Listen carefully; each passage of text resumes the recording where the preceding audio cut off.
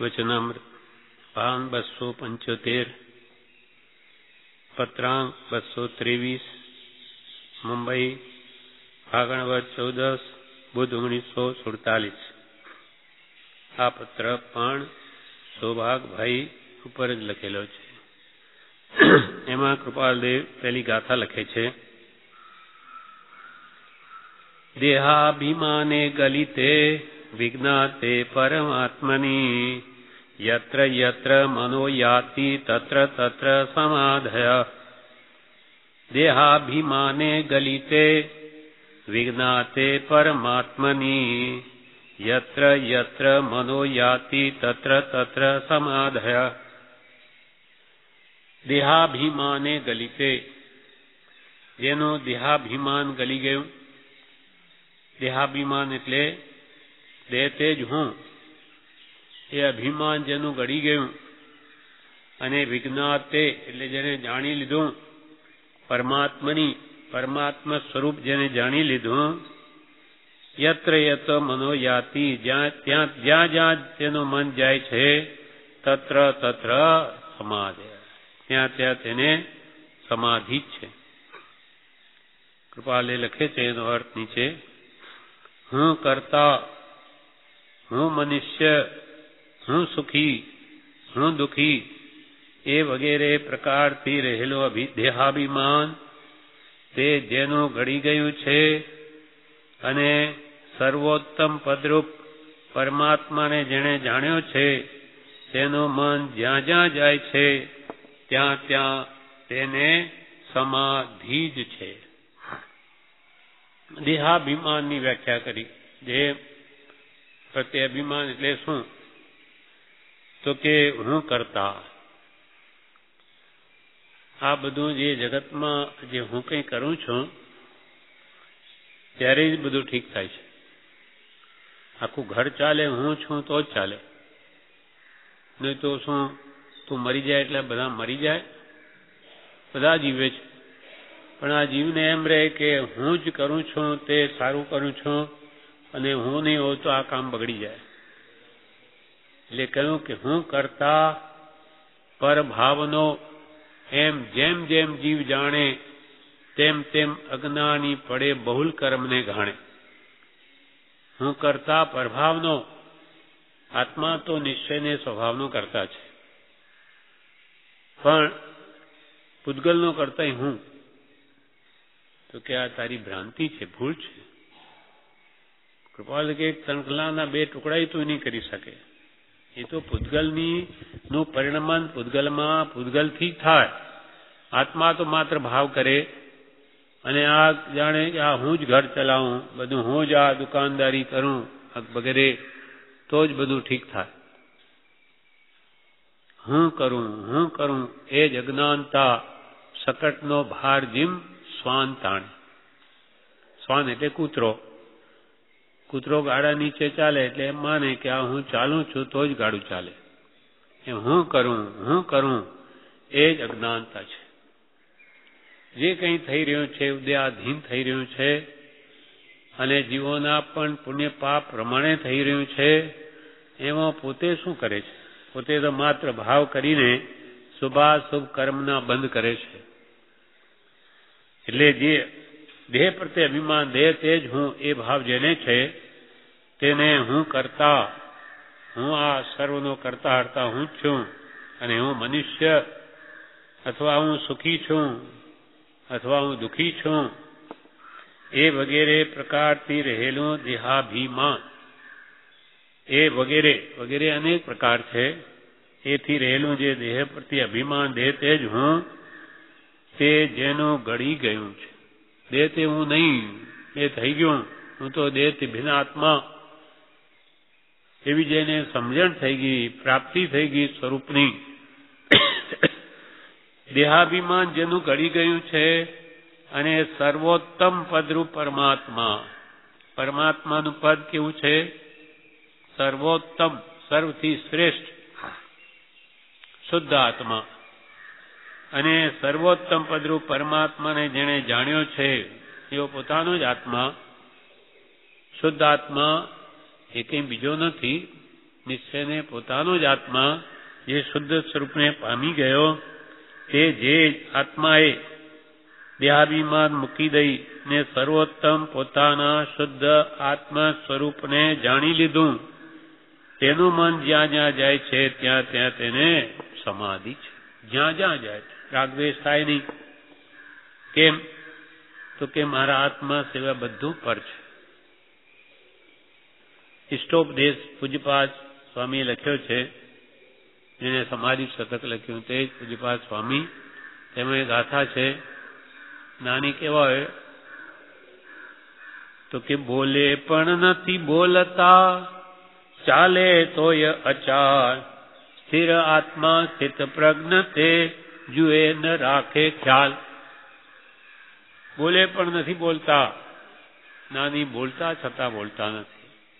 કેમ કે બોલવાનો ભાવ જ નથી. પ્રભુશ્રી એકવાર એમ કે આજે મેં બોલવાના જ નથી, બોલવાના જ નથી. છતાં 1 કલાક સુધી બોલ્યા. પછી બીજાએ કહ્યું કે આજે તો આપ બોલવાના નથી, પણ આપ તો બોલ્યા. ત્યારે પ્રભુશ્રી શું કહે, અમે બોલ્યા જ નથી. આ બોલ્યા છો, અમે બોલ્યા જ નથી. અમે શું ખોટું બોલતા હોઈશું? તેને બોલવાનો ભાવ જ નથી. માત્ર બુદ્ધિઆધીન વર્તન હોય તો એ પૂતગલ પરમાણુ ખરવાનું તો ખરી જાય. જેને આ કરવાનું કર્તૃત્વ બુદ્ધિ જ નથી, એની બધી ક્રિયા છૂટવા માટે જ હોય. એ બોલે પણ નથી બોલતા, ચાલે તો એ ચાલ, ચાલતા છતાં ચાલતા નથી, ખાતા છતાં ખાતા નથી, પીતા છતાં પીતા નથી. સ્થિર આત્મા સ્થિત પ્રજ્ઞ તે, તેનો આત્મા પોતાના સ્વરૂપમાં સ્થિત છે, માટે તે સ્થિત પ્રજ્ઞ છે. જુએ આપણી જેમ બીજું જોતા દેખાય પણ ન રાખે ખ્યાલ. શું તમે જોયું? કઈ ખ્યાલ નહીં. તમે જુઓ છો તો કે અમે જોતા છતાં જોતા જ નથી. અમારી દ્રષ્ટિ અંતર્મુખ છે. આંખ છે તે તો જોવાનું કામ કરે છે. જેમ આપણો ઉપયોગ પણ કંઈક બીજા વિચારમાં હોય ને રસ્તામાં જતા ક્યાંય ચીરો આવી ગયો, કંઈક વાગી ગયો, ખબર જ ના પડે. પછી ઘરે આવી ગયો, અરે આ લોહી ક્યાં નીકળ્યું, ક્યારે નીકળ્યું, કાંઈ ખબર નથી, ક્યાં થયું. એમ આપણો ઉપયોગ જેમ બીજે હોય તેમ જ્ઞાનીનો ઉપયોગ સ્વમાં હોય. એટલે એને બહાર શું થઈ રહ્યું છે એનું કંઈ ખ્યાલ જ નથી. એટલે જુએ ન રાખે ખ્યાલ. તેમ અત્યંત જેની આત્મસ્થિરતા છે એવા જે ધ્યાનમાં લીન હોય તેને બહાર શું થઈ રહ્યું છે કાંઈ ખબર નથી. પ્રભુશ્રી જ્યારે અમે કે આત્મ સ્વરૂપમાં સ્થિત હોઈએ ધ્યાન અવસ્થા, ત્યારે બહાર ઢોલ વાગે અમને ખબર ના પડે. એટલે કેટલી આત્મામાં લીનતા હોય છે. એમ આવા જ્ઞાનીઓનું મન જ્યાં જ્યાં જાય છે ત્યાં ત્યાં સમજ છે. આત્મ પરિણામની સ્વસ્થતાને શ્રી તીર્થંકર સમાધિ કહે છે. એ સ્વમાં સ્થિત છે, પરમાં છે જ નહીં. અને આપણી વૃત્તિ સદા બહાર જ ફરે છે. ભક્તિ કરતા હોઈએ તો ક્યારે મન બહાર ભાગે, સ્મરણ મંત્ર બોલતા હોઈએ તોય. કેમ કે આપણને પરનું મહાત્મ્ય છે. સ્વ જાણ્યું નથી, સ્વ અહીંયા કેવું સુખ છે એને ભાન નથી. એને તો પરનું જ મહાત્મ્ય છે, એટલે વૃત્તિ સુધી બહાર જ દોડે છે. હું કરતા, હું મનુષ્ય, આ જેને દેહાભિમાન છે તેને આપણા જેવા, હું કરતા, હું મનુષ્ય, હું સુખી, હું દુઃખી, એ વગેરે પ્રકારથી રહેલું દેહાભિમાન તે જેનું ઘડી ગયું છે અને સર્વોત્તમ પદરૂપ પરમાત્માને જેણે જાણ્યો છે તેનું મન જ્યાં જ્યાં જાય છે ત્યાં ત્યાં તેને સમાધિ છે. જૂના બાંધેલા કર્મ છૂટે છે અને નવા તેમને બંધાતા નથી. હવે આગળ લખે છે સૌભાગભાઈને, આપના પત્ર ઘણી વાર વિગતથી મળે છે. એક પત્ર નહીં, ઘણા પત્ર. આપના પત્ર ઘણીવાર વિગતથી મળે છે અને તે પત્રો વાંચી પ્રથમ તો સમાગમમાં જ રહેવાની ઈચ્છા થાય છે. તમે આવું લખો છો, તમારી આવી ઉત્કૃષ્ટ ભાવના જોઈને તમારા સમાગમમાં જ રહેવાની ઈચ્છા થાય છે. તે પત્રો વાંચી પ્રથમ તો સમાગમમાં જ રહેવાની ઈચ્છા થાય છે. તથાપિ તો પણ ડોટ્સ મૂક્યા છે, કારણથી, ઉપાધિના કારણથી, કોઈ પણ કારણથી તે ઈચ્છાનું ગમે તે પ્રકારે વિસ્મરણ કરવું પડે છે. એને ભૂલવું પડે કે શક્ય નથી. તમારો સમાગમ અમારે કરવાની અનુકૂળતા હમણાં નથી. કર્મે અમને હમણાં ઉપાધિનો ઉદય છે. એવા કારણોથી તે ઈચ્છાનું ગમે તે પ્રકારે વિસ્મરણ કરવું પડે છે અને પત્રનો સવિગત ઉત્તર લખવા ઈચ્છા થાય છે તો તે ઈચ્છા પણ ઘણું કરીને ક્વચિત જ પાર પડે છે. ભલે સમાગમમાં નહીં રહી શકીએ તો પત્ર તો લખીએ વિગતવાર, પણ તે ઈચ્છા પણ ઘણું કરીને ક્વચિત જ પાર પડે છે. એના બે કારણ છે. શું એવા કારણ છે કે તમે નથી સમાગમમાં રહી શકતા કે પત્ર પણ નથી લખી શકતા? એનું શું કારણ છે? તો કૃપાલ કે એના બે કારણ છે. એક તો એ વિષયમાં અધિક લખવા જેવી દશા રહી નથી. દશા એટલે કે ભાઈ અમે કંઈ એનો જવાબ આપી શકીએ એવો મારું જ્ઞાન નથી અથવા મને ઉત્તર નથી મળતો, એવું નથી. દશા આત્માકાર એટલી બધી છે કે અમારો ઉપયોગ બહાર લાવી જ નથી શકતા. દેખાય ઉપાધિમાં અને છે સમાધિમાં. એક તો એ વિષયમાં અધિક લખવા જેવી દશા રહી નથી તે, અને બીજું કારણ ઉપાધિ જોગ.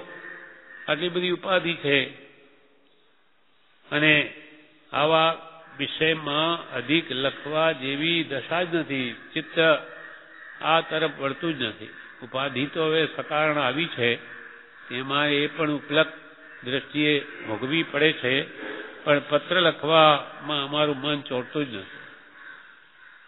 ઉપાધિ જોગ કરતા વર્તતી દશાવાળું કારણ અધિક બલવાન છે. આપણને શું લાગે ઘણી ઉપાધિ છે એટલે ક્યાંથી લખે? ઉપાધિ કરતા પણ આ જે દશા આત્માની વર્તી રહી છે તે કારણ અધિક બળવાન છે, જે દશા બહુ નિષ્પ્રહ છે. જે દશા બહુ નિષ્પ્રહ છે અને તેને લીધે મન અન્ય વિષયમાં પ્રવેશ કરતું નથી. એટલું બધું નિષ્પ્રહ મન છે કે બીજા કોઈ પણ વિષયમાં આ મન જતું જ નથી, પ્રવેશ કરવા જ માંગતું નથી. અને તેમાં પણ પરમાર્થ વિશે લખતા કેવળ શૂન્યતા જેવું થયા કરે છે. પરમાત્મા તો એમાં આખા અર્થ લખવા, ભાવ લખવો, એમાં તો સાવ શૂન્યતા વર્તે છે. એ વિષયમાં લેખન શક્તિ તો એટલી બધી શૂન્યતા પામી છે. લેખન શક્તિ તો કંઈ અમે કરી શકીએ નહીં એવી શૂન્યતા છે. વાણી પ્રસંગોપાત હજુ એ વિષયમાં કેટલું કાર્ય કરી શકે છે. વાણીથી હજુ સમાગમ હોય તો હજુ વાણી દ્વારા તમને એ વિષય સમજાવી શકીએ. અને તેથી આશા રહે છે કે સમાગમમાં જરૂર ઈશ્વર કૃપા કરશે. એટલે કે સમાગમ મળશે તો કૃપા કરશે ઈશ્વરની, તો વળી હજુ વાણી દ્વારા બી તમને તમારા પ્રશ્નોના જવાબ આપી શકીશું. વાણી પણ જેવી આગળ ક્રમપૂર્વક વાત કરી શકતી તેવી હવે લાગતી નથી. કેટલી બધી અંતર્મુખતા છે કે વાણીથી પણ તમને સમજાવવા જઈશું તો એ પણ ક્રમપૂર્વક વાત થશે કે નહીં, શંકા છે. વાણી પણ જેવી આગળ ક્રમપૂર્વક વાત કરી શકતી તેવી હવે લાગતી નથી. લેખન શક્તિ શૂન્યતા પામ્યા જેવી થવાનું કારણ એક એવું પણ છે કે ચિત્તમાં ઉગેલી વાત ઘણા નયયુક્ત હોય છે અને તે લેખમાં આવી શકતી નથી, જેથી ચિત્ત વૈરાગ્ય પામી જાય છે. એકદમ પ્રશ્નના ઉત્તર આવે, કેટલાય નય મગજમાં આવી જાય. આ નયથી એમ છે, આ નયથી એમ છે, આ અપેક્ષાથી એમ છે, આ અપેક્ષાથી એમ કહી શકાય. એટલે મન તે પાછું પડી જાય છે, કારણ કે એ બધા નય કઈ લેખમાં આવી શકે નહીં, જેથી ચિત્ત વૈરાગ્ય પામી જાય છે. આ પ્રમાણે પત્રના જવાબના ખુલાસા કર્યા. હવે કે છે, આપે એકવાર ભક્તિના સંબંધમાં પ્રશ્ન કર્યો હતો. પેલા પત્ર આવી ગયો, એમાં એમ કહ્યું હતું કે ભક્તિ વિશે અમે લખી શકીશું, પણ તમારે આ જન્માક્ષર અહીંયા જ છે પત્રાંક 220માં કે આજે આપના જન્માક્ષર સહપત્ર મળ્યો 220 પત્રાંક. જન્માક્ષર વિશેનો ઉત્તર હાલ મળી શકે તેમ નથી. ભક્તિ વિશેના પ્રશ્નના ઉત્તરો પ્રસંગે લખીશ. એટલે હવે 223માં એમ કે છે આ પત્રમાં, આપે એકવાર ભક્તિના સંબંધમાં પ્રશ્ન કર્યો હતો. તે સંબંધમાં વધારે વાત તો સમાગમે થઈ શકે તેમ છે.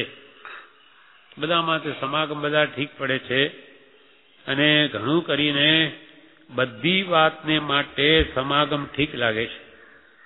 તો પણ ઘણો જ ટૂંકો ઉત્તર લખું છું ભક્તિ માટે. ભક્તિના કેટલા પ્રકાર છે, કઈ ભક્તિ શ્રેષ્ઠ છે, કોની ભક્તિ કરવી જોઈએ, કેવા પ્રકારે કરે તો એને કઈ ભક્તિ કહેવાય, એ બધી વાત ટૂંકામાં એક પેરેગ્રાફમાં લખે છે.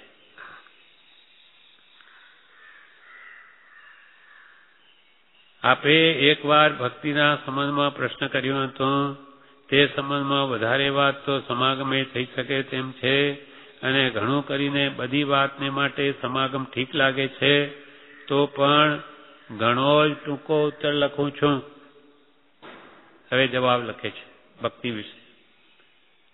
પરમાત્મા અને આત્માનું એક રૂપ થઈ જવું તે પરાભક્તિની છેવટની હદ છે.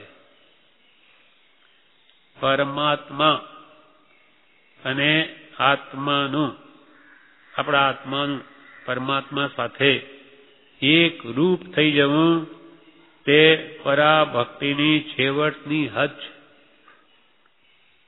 કૃપાલદેવે 680માં પત્રમાં આ લખ્યું છે કે અમે તો અભેદ સ્વરૂપ થયા છીએ. એટલે હવે લેવા દેવાની બધી કડાકોટથી છૂટા થયા છીએ. તો એ નાથ, તું તુષ્ટમાન થઈને પણ અમને બીજું શું આપવાનો હતો? हमारे कई लेवे को न राही और देवे को न नहीं थोर, बाकी कहाँ उगर्यो जो कारज नवीनो है. જે કરવું થઈ ગયું, અમે તમારી સાથે અભેદ થઈ ગયા, અમારે ભેદ જ નહીં રહ્યો. તો હવે તું એ નાથ તુષ્ટમાન છે ને મને બીજું શું આપવાનો હતો? તમારા મય થઈ ગયા અમે, તે મય એ પરાભક્તિની છેવટની હદ છે. પરમાત્મા અને આત્માનું એક રૂપ થઈ જવું, નીચે અમે પરમાત્મા સ્વરૂપ થયા છે, એ જ પત્રમાં લખ્યું 680માં. પરમાત્મા અને આત્માનું એક રૂપ થઈ જવું તે પરાભક્તિની છેવટની હદ છે. એક એ જ લય રહેવી તે પરાભક્તિ છે. પ્રભુ પ્રભુ લય લાગી નહીં એ જેને સદા રહે છે તે પરાભક્તિ છે. પરમ મહાત્મ્યા ગોપાંગનાઓ મહાત્મા વાસુદેવની ભક્તિમાં એ જ પ્રકારે રહી હતી. પરમ મહાત્મ્યા એ ગોપાંગનાઓના હૃદયમાં શ્રી કૃષ્ણ ભગવાનનું પરમ મહાત્મ્ય હતું, પરમ ઉત્કૃષ્ટ અત્યંત ભક્તિ હતી. એટલે એ ગોપીઓની આગળ પણ પરમ મહાત્મ્ય જેના હૃદયમાં ભગવાનનું પરમ મહાત્મ્ય છે. પરમ મહાત્મ્યા ગોપાંગનાઓ મહાત્મા શ્રી કૃષ્ણ મહાત્મા વાસુદેવની ભક્તિમાં એ જ પ્રકારે રહે છે. એને બધે કૃષ્ણ કૃષ્ણ કૃષ્ણ જ દેખાતા. જેમ અર્જુન બહારથી આવ્યા, સ્નાન કરીને સૂતા છે, તો શ્રી કૃષ્ણ એમના માથા તરફ બેઠા વાળ કોરા કરે છે. રૂકમણી બધી જાણ્યું કે જ્યારથી આ આવ્યા છે ત્યારથી કૃષ્ણ તો ત્યાં જઈને બેસે છે. એવું શું છે એમાં?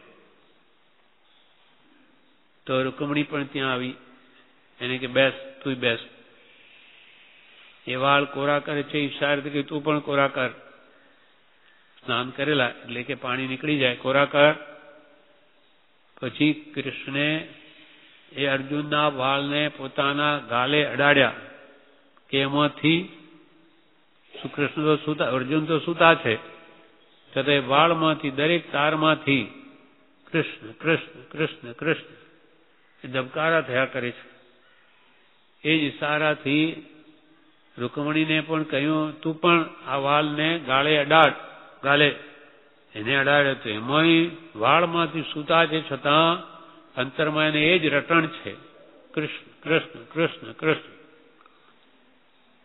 ત્યારે એને ખબર પડી રૂકમણીને કે એને તો આ સૂતા ઊંઘમાં પણ કૃષ્ણ કૃષ્ણ છે, એનું મન સદા કૃષ્ણમાં જ રહે. એવો પ્રેમ છે એને. એ પ્રેમને લઈને શ્રી કૃષ્ણ એની પાસે બેસી રહે છે.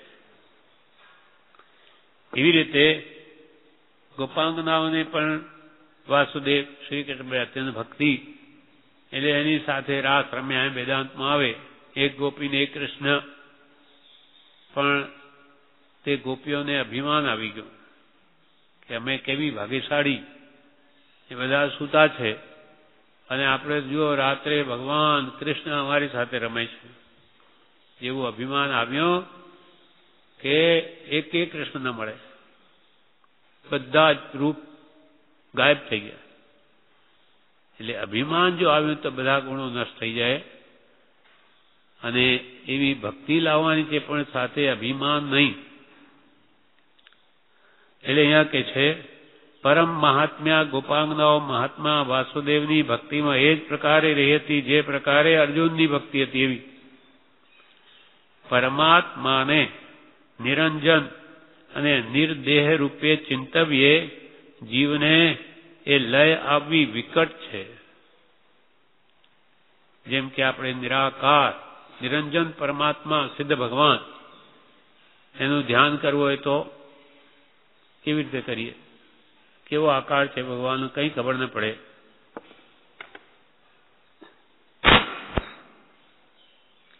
એટલે નિરંજન નિરાકાર અથવા નિર્દેહ રૂપે ચિંતવ્યે સિદ્ધ ભગવાનને દેહ નથી, દેહ રહિત પરમાત્મા છે. નિરંજન અને નિર્દેહ રૂપે ચિંતવ્યે લય આવી વિકટ છે. કોના પ્રત્યે ભક્તિ કરવી? આકાર જ નથી દેખાતો. એટલા માટે જેને પરમાત્માનો સાક્ષાત્કાર થયો છે એવો દેહધારી પરમાત્મા તે પરાભક્તિનો પરમ કારણ છે. માટે દેહધારી પરમાત્મા જોઈએ. ભક્તિ લાવી હોય, સામાન્ય ભક્તિ કે ભલે ઠેઠ એકતા સુધી નવદા ભક્તિ છે.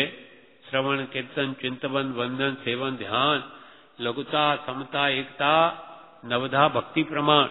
એકતા ભક્તિ અથવા પરાભક્તિ એક જ છે, છેલ્લી ઉત્કૃષ્ટ ભક્તિ. પણ એ નિરંજન નિર્દેહ રૂપે એટલે દેહ રહિત પરમાત્માનું ચિંતન કરવાથી એ લય આવી વિકટ છે.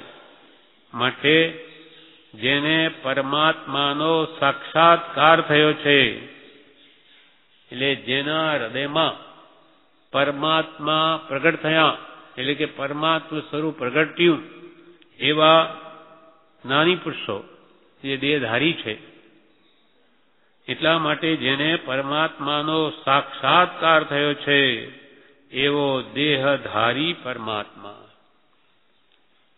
તે પરાભક્તિનું પરમ કારણ છે. એવા જ્ઞાની પુરુષમાં પ્રત્યે દેહધારી પરમાત્મા પ્રત્યે એક તાન પણ આવી શકે છે. એવો દેહધારી પરમાત્મા તે પરાભક્તિનું પરમ કારણ છે. તે જ્ઞાની પુરુષના સર્વ ચરિત્રમાં એક્ય ભાવનો લક્ષ્ય થવાથી તેના હૃદયમાં બિરાજમાન પરમાત્માનો એક્ય ભાવ હોય છે. આપણે માટે પરમ કૃપાળુ દેવ જેને પરમાત્મ સ્વરૂપ પ્રગટ છે, જેના હૃદયમાં ભગવાન સાક્ષાત બિરાજમાન છે, એવો કૃપાળદેવ પ્રત્યે આપણે ભક્તિ થાય તો એ જ્ઞાની પુરુષના સર્વ ચરિત્રમાં એના વર્તનમાં મન વચ્ચે કાયની બધી ચેષ્ટા એટલે એના વર્તનમાં ભલે કાયના કે એની વાણીમાં એના વચનમાં વર્તનમાં કે એના વચનમાં આપણો એક્ય ભાવ થાય. એટલે ભક્તિ વડે જો તન્મયતા થાય તો તેના હૃદયમાં એટલે કૃપાળુ દેવના હૃદયમાં બિરાજમાન પરમાત્માનો એક્ય ભાવ હોય છે.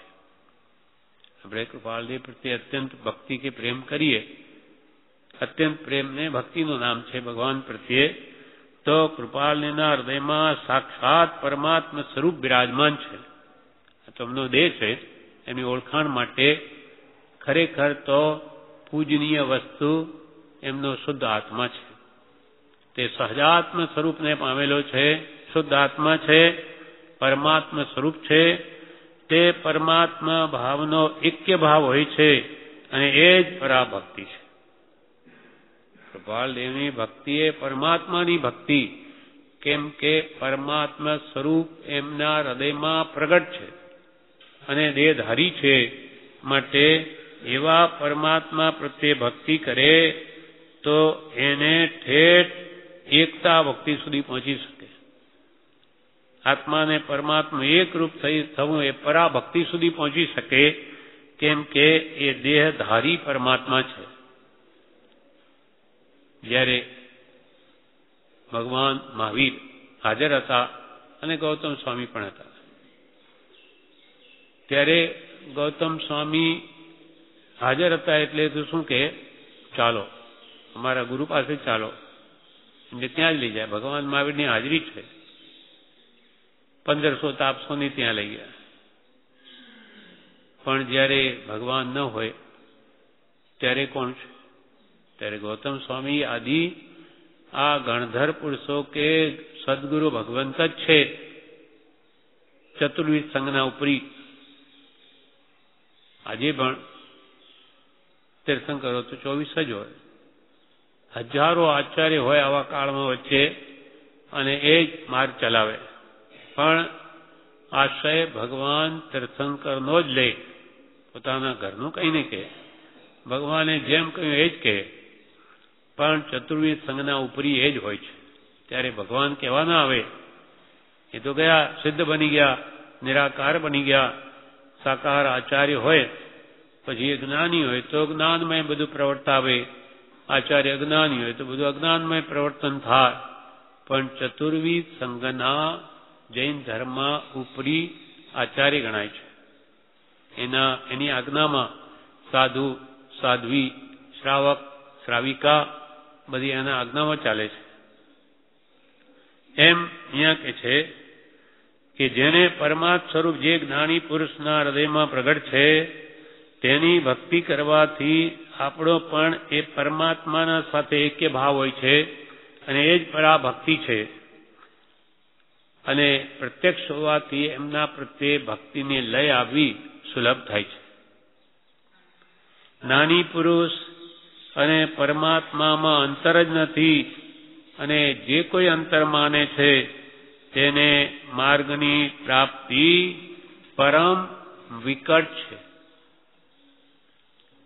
આપણા મનમાં જેમ હોય કે આ તો પરમાત્મા, ભગવાન, તીર્થંકરો તો પરમાત્મા, અને જ્ઞાની એ પરમાત્મા નહીં, તો કોઈ દિવસ એના પ્રત્યે આપણને સદભાવ આવે નહીં, ભક્તિ ઉગે નહીં, અને એની કહેલી આજ્ઞાઓ આપણા હૃદયમાં ઉતરે જ નહીં, કેમ કે એના પ્રત્યે બહુમાન નથી, ભક્તિ નથી.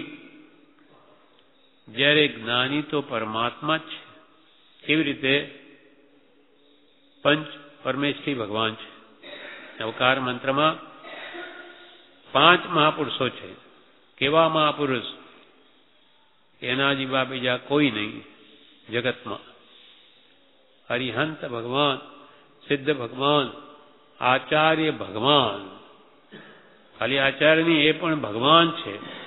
ઉપાધ્યાય ભગવાન, સાધુ ભગવાન, એમને નમસ્કાર કર્યા છે. ભગવાન કહેશે કેવી રીતે થયા? તો કે અરિયંત ભગવાન તો સંપૂર્ણ કેવળ જ્ઞાની છે. સિદ્ધ ભગવાન પણ સંપૂર્ણ કેવળ જ્ઞાની, સર્વજ્ઞ છે. એમને તો કંઈ કરવા પણ છે નહીં. પણ આચાર્ય ભગવાન, ઉપાધ્યાય ભગવાન અને સાધુ ભગવાન એ પણ બધા સમ્યક દ્રષ્ટિ મહાત્માઓ છે. સહજાત્મ સ્વરૂપને પામેલા છે. એ પામેલા નહીં હોય તો એ નવકારમાં આવે નહીં, એની ગણતરી નથી. પછી આચાર્ય ઉપાધ્યાય સાધુ હોય એ બધા સમ્યક દ્રષ્ટિની જ એમાં ગણતરી હોય. અને સમ્યક દ્રષ્ટિ થયો એ સમ્યક દ્રષ્ટિ જીન થઈ ગયો, જીનની કોટીમાં આવી ગયા. સમ્યક દ્રષ્ટિ જીન, પછી દેશ વિરતિ જીન, સર્વવીરતિ જીન અને જીનેશ્વર. સમ્યક દર્શન એ મહાન ગુણ છે. એકડો છે અચલ મોક્ષ માર્ગમાં, એના સિવાય ધર્મની શરૂઆત જ નથી. એવું જેને પ્રાપ્ત છે એવા પ્રાપ્ત પુરુષ છે. આ 5 મોક્ષ માર્ગમાં આપ્ત પુરુષ છે. મોક્ષ માર્ગમાં એના આધારે ચાલી શકાય, કેમ કે 5 પરમેષ્ઠી પરમિષ્ઠ પુરુષો છે. સ્વસ્વરૂપને પામેલા છે. માટે ભગવાન, ભગ એટલે ઈશ્વર્ય, વાન એટલે વાળા, આત્મા ઐશ્વર્ય વાળા. હરિયન સિદ્ધો સંપૂર્ણ ઐશ્વર્ય વાળા છે. પણ આચાર્ય ઉપાધ્યાય સાધુ ભગવાન પણ આત્મ ઐશ્વર્ય વાળા જ છે. અને પરમ કૃપાળુ દેવ તો ક્ષાયક સમ્યક દ્રષ્ટિ છે. ક્ષાયક સમ્યક દ્રષ્ટિના મિથ્યાત્વની સાથે પ્રકૃતિઓ જડ મૂળથી નષ્ટ થઈ ગઈ હોય છે. દર્શનમાં જેનો સંપૂર્ણ ગયો હોય છે. કોઈ કાળે ફરી એમને મિથ્યાત્વનો ઉદય આવે જ નહીં, કોઈ કાળે. તેને ક્ષાયક સમ્યક દ્રષ્ટિ કહ્યા. ક્ષાયક એટલે સાતે પ્રકૃતિઓનો મૂળમાંથી ક્ષય. હવે કેવળ જ્ઞાની હોય, કેવળ જ્ઞાની પણ આપણા જેવા જ હતા પહેલા. એમને દર્શનમોહ ને ચારિત્રમોહ હતો. કેવડીઓ દર્શનમોહ ગયો ને ચારિત્રમોહ પણ ગયો એમનો. પણ જે બેમાં મહાબળવાન મેરુ પર્વત જેવું જે પાપ છે તે તો છે દર્શનમોહ, મિથ્યાત્વ. એ મેરુ જેટલું પાપ તો કૃપાલુનું ગયું. દર્શનમોહ એમને ગયો, ક્ષાયક સંકિત થયું. હવે રહ્યું કેટલું? તો કે રાયના દાણા જેટલું ચારિત્રમોહ, જે પ્રતિ સમય જવાના ક્રમમાં છે. તો એ અંતર કેટલો રહ્યો પરમાત્મા અને જ્ઞાનીમાં, કૃપાલદેવમાં? રાયના દાણા જેટલો. ચારિત્રમોહ પ્રતિ સમય જવાના ક્રમમાં છે. એટલે શ્રદ્ધા ગુણ જેવો કેવડીનો જેવો જ કૃપાલદેવનો, એમાં કિંચિત ફરક નહીં. બેનો ચારિત્રમોહ ગયો, દર્શનમોહ ગયો, બેનો. જેની ઉપમા મહામોહ કયો દર્શનમોહને, મેરુ પર્વત સાથે ઉપમા આપી છે દર્શનમોહને. અને ચારિત્રમોહ જે બે ભેદ છે મોહને કર્મના, ચારિત્રમોહને તો રાયના દાણા બરાબર. હવે ક્યાં રાયનો દાણો ને ક્યાં મેરુ પર્વત? એટલે એટલું મોટું પાપ જેનું બધું નષ્ટ થઈ ગયું. એટલે દિગંબર લોકો સંપ્રદાયમાં આ કાળમાં ક્ષાયક સમ્યક દર્શન હોય નહીં, એ માનતા નથી. કેમ કે આટલું બધું પ્રકૃતિનો અંતર સંપૂર્ણ નાશ કરી શકે નહીં, એમ એમનું માનવું છે. પણ કૃપાલય કહે છે કે એ નથી, તો આ કાળમાં અમે પોતે નથી. કેમ કે જે કરોડોમાં કોઈક હોય, કરોડોમાં એકાદ હોય, એની ગણતરી ન કરાય. આપવાદરૂપ પુરુષ છે. એટલે એ આમ તીર્થંકર કોટીનો પુરુષ જેવો થઈ ગયો. હવે રહ્યું એ માત્ર ચારિત્રમો રહ્યો છે, એ પણ પ્રતિ સમયે છૂટવાના ક્રમમાં જ છે, અને એક ભાવ પછી તો મોક્ષે જવાના છે. એટલું જ નહીં, એ તો અહીંયા હતા ત્યારે પણ મોક્ષમાં જ હતા. કેમ કે ક્ષાયક સમ્યક દર્શન થયા પછી એ સ્વરૂપમાં જ રમે છે, અને પોતે જ કહ્યું છે અમે પરમાત્મા સ્વરૂપ થયા છીએ. હવે એમાં આપણે ભેદ માનીએ કે પરમાત્મા જુદા ને જ્ઞાની પુરુષ જુદા, તો કંઈ આપણને આમાં લાભ નહીં થાય. કૃપાલની પ્રત્યે ભક્તિ ન ઉગે તો એની વાત ક્યાંથી માન્ય થાય? ગમે એટલું કે ભગવાન કહેવા આવે તો માનું. હવે ભગવાન આવશે ઉપરથી આપણને કહેવા, આ ભગવાનનું શું હૃદય છે જે જાણે છે તે આપણને કહે છે, પણ એમના પ્રત્યે આપણે ભક્તિ હોય તો જ હૃદયમાં આના વચન ઉતરે. એટલે અહીંયા કહે છે જ્ઞાની પુરુષ અને પરમાત્મામાં અંતર જ નથી, અને જે કોઈ અંતર માને છે તેને માર્ગની પ્રાપ્તિ પરમ વિકટ છે, તેને મોક્ષ માર્ગ મળવો પરમ વિકટ છે. જ્ઞાની તો પરમાત્મા જ છે, અને તેના ઓળખાણ વિના પરમાત્માની પ્રાપ્તિ થઈ નથી. જ્ઞાની તો પરમાત્મા જ છે. નમો આયર્યાણમ આચાર્ય ભગવાન. અને એ જ્ઞાની પુરુષની ઓળખાણ થયા વિના એને પરમાત્માની પ્રાપ્તિ થઈ નથી. ગુરુ વગર ભગવાનની ઓળખાણ નહીં થાય. ગુરુ ગોવિંદ દોનું ખડે કિસકું લાગુ પાય, બલિહારી ગુરુ દેવકી જીણે ગોવિંદ દિયો બતાય. ભગવાન ને ગુરુ કે બે પાસે ઉભા છે, કોને પહેલા પગે લાગુ? તો કે આ ગુરુ ને ગોવિંદ કે ભગવાન બે ઉભા છે માનો, તો કિસકો લાગુ પાય? તો કે બલિહારી ગુરુદેવ કી જેને ગોવિંદ દિયો બતાય. ઉપકારની અપેક્ષા તો મારે પહેલા ગુરુદેવ, જેમ કે પ્રથમ નમો ગુરુરાજને. કેમ પ્રથમ? તો કે જેણે આપ્યું જ્ઞાન, એ જ્ઞાને વીરને ઓળખ્યા. ટળ્યો દેહ અભિમાન. કૃપાળુ દેવના આ સાહિત્યથી આપણે પરમાત્માનું વાસ્તવિક સ્વરૂપ જાણીએ છીએ કે ભગવાન મહાવીર તીર્થંકરો એ તો મહાન મહાન વસ્તુ છે. કેમ કે એનું વાસ્તવિક સ્વરૂપ તો ગુરુ જાણે છે, એ સુખનો અનુભવ એમને છે. એટલે વાસ્તવિક તીર્થંકર ભગવાનનું સ્વરૂપ કે સત ધર્મનું સ્વરૂપ તે સાચા આત્મનાની પુરુષો જ જણાવી શકે. એને તો ભગવાનનું સ્વરૂપ બી નહીં સમજાય. તો આપણને કૃપાળુ દેવે ઉપકાર કરીને સાચા દેવનું સ્વરૂપ, સાચા ધર્મનું સ્વરૂપ સમજાવ્યું. માટે ઉપકારની અપેક્ષાએ પહેલા કૃપાળુ દેવ, ઉપકારની અપેક્ષા, અને ગુણોની અપેક્ષાએ પહેલા તીર્થંકર ભગવાન દેવ તત્વ. કેમ કે સંપૂર્ણ સ્વરૂપ છે, કેવળ નાનમય દશા છે જેની, એ આપણો ધ્યેય છે. આપણે આ બધું કરીને શું કરવાનું? ભગવાન તીર્થંકરોની જે સંપૂર્ણ દશા છે, કેવળ જ્ઞાનમય, તેવી દશા આપણે પામવી છે. પણ આપણે સીધા જઈશું તો નહીં મળે, વાયા જ જવું પડશે. ગુરુની આજ્ઞામાં રહીને જ તે દશા પામી શકાય. એટલે સર્વ જીવ છે સિદ્ધ સામ, પણ જે સમજે તે થાય.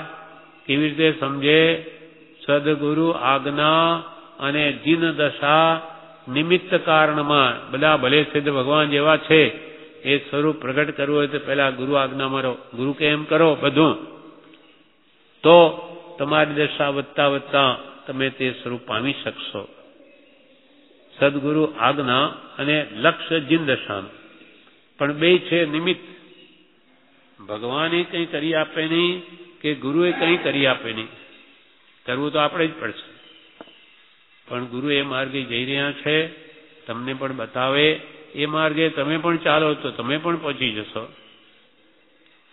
એટલે અહીંયા કહે છે તેના ઓળખાણ વિના એટલે સદગુરુ ભગવંતની ઓળખાણ વિના પરમાત્માની પ્રાપ્તિ થઈ નથી. માટે સર્વ પ્રકારે ભક્તિ કરવા યોગ્ય એવી દેહધારી દિવ્ય મૂર્તિ નાની રૂપ પરમાત્માની ને નમસ્કારાદિ ભક્તિથી માંડી પરા ભક્તિના અંત સુધી એક લય આરાધવી એવો શાસ્ત્ર લક્ષ્ય છે. શાસ્ત્રોમાં કેમ કહ્યું છે? માટે સર્વ પ્રકારે ભક્તિ કરવા યોગ્ય દેહધારી દિવ્ય મૂર્તિ. જંગમ મોક્ષ, હાલતો ચાલતો મોક્ષ. નાની કોણ છે? હાલતો ચાલતો મોક્ષ.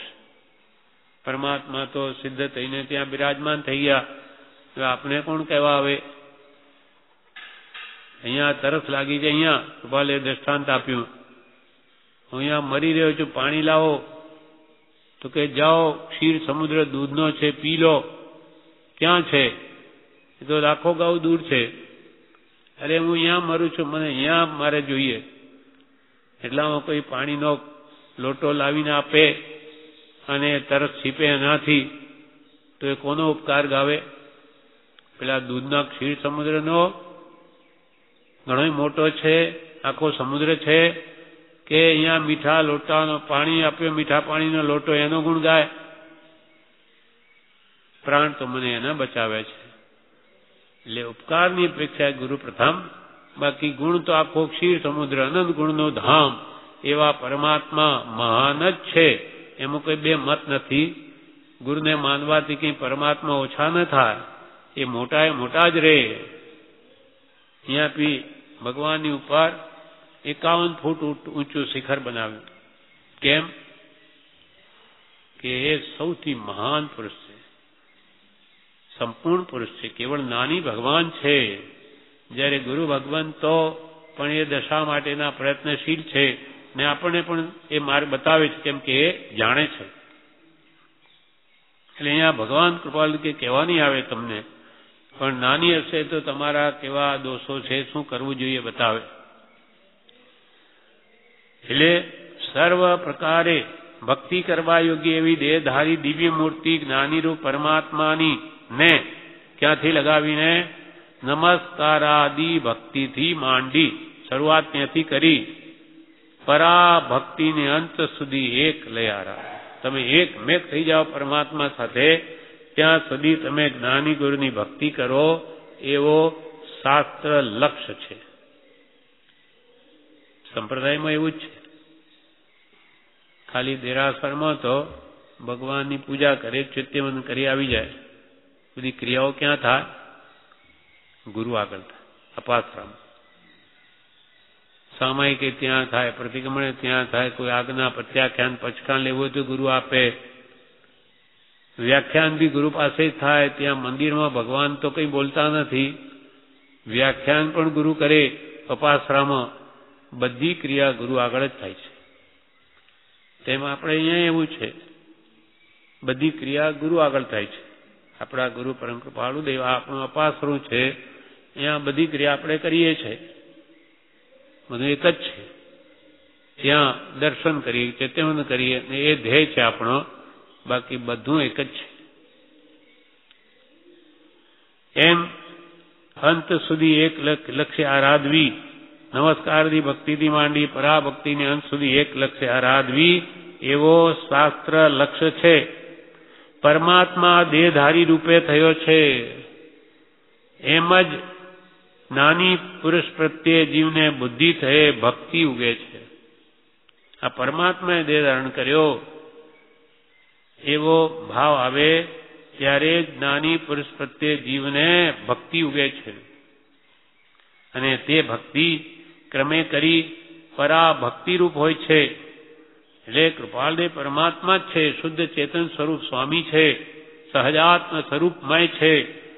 એ ભાવ થઈ જ ભક્તિ ઉગે અને તે ભક્તિ ક્રમે કરી ઠેઠ પરાભક્તિ રૂપ છે. આત્માને પરમાત્માનું એક રૂપ કરી દે ત્યાં સુધી એ ભક્તિ લઈ જાય. આ વિશે શ્રીમદ ભાગવતમાં, ભગવદ્ ગીતામાં ઘણા ભેદ પ્રકાશિત કરી એ જ લક્ષ્ય પ્રશંસ્યો છે. ભગવદ્ ગીતા વગેરે એમાં પણ એ સદગુરુની ભક્તિ એની આજ્ઞામાં રહેવું એ જ કહ્યું છે. અધિક શું કહેવું, કે વધારે શું કહીએ? નાની તીર્થંકર દેવમાં લક્ષ્ય થવા જૈનમાં પણ પંચ પરમેષ્ઠી મંત્રમાં નમો અરિહંતાણમ પદ પછી સિદ્ધને નમસ્કાર કર્યો છે. એ જ ભક્તિ માટે એમ સૂચવે છે કે પ્રથમ જ્ઞાની પુરુષની ભક્તિ અને એ જ પરમાત્માની પ્રાપ્તિ અને ભક્તિનું નિદાન છે. પહેલા તો વેદાંતની વાત કરી કે ભાઈ વેદાંત ભગવદ્ ગીતા કે શ્રીમદ ભાગવતમાં શ્રી સદગુરુનું ઘણું મહાત્મ્ય ગાયું, પણ જૈનમાં પણ કેવું છે? નાની તીર્થંકર દેવમાં લક્ષ્ય થવા જૈનમાં પણ પંચ પરમેષ્ઠી મંત્ર, નવકાર મંત્ર, એમાં પણ પહેલા કોને યાદ કર્યા? નમો હરિહંતાણ. કેમ? સૌથી મોટા તો સિદ્ધ ભગવાન છે. હરિહંત ભગવાનને 4 કર્મ નષ્ટ થયા, સિદ્ધ ભગવાનને 8 થયા. તો જેના 8 કર્મ નષ્ટ થયા એને પહેલા લેવા જોઈએ. આમ કેમ કહ્યું? પહેલા કેમ નમો હરિહંતાણમ પછી નમો સિદ્ધાણમ? મોટા છે છતાં બીજામાં કેમ મૂક્યા? નમો હરિહંતાણમ પદ પછી સિદ્ધને નમસ્કાર કર્યો છે. એ જ કૃપાલ કે એ જ ભક્તિ માટે એમ સૂચવે છે કે પ્રથમ જ્ઞાની પુરુષની ભક્તિ. જ્યારે તીર્થંકર ભગવાન અહીંયા હાજર હોય એ જ આપણને ઉપદેશ આપે છે. સિદ્ધ ભગવાન કહેવા ના આવે. એટલે અમારે તો અમારું કલ્યાણ તો હરિહંતથી થાય છે. માટે અમારા માટે ઉપકારની દ્રષ્ટિએ પહેલા હરિહંત પછી સિદ્ધ ભગવાન. તો શું આપણે સિદ્ધ ભગવાનને એ નવકારમાં 2 નંબરમાં મૂક્યા તો શું એ નાના થઈ ગયા? મોટા એ મોટા જ છે, કોઈ કાળે નાના ન થાય. પણ મને માર્ગ બતાવનાર તો હરિહંત ભગવાન છે. બસ એવી જ રીતે મને ભગવાનનું ઓળખાણ કરાવનાર પરમ કૃપાળુ દેવ છે.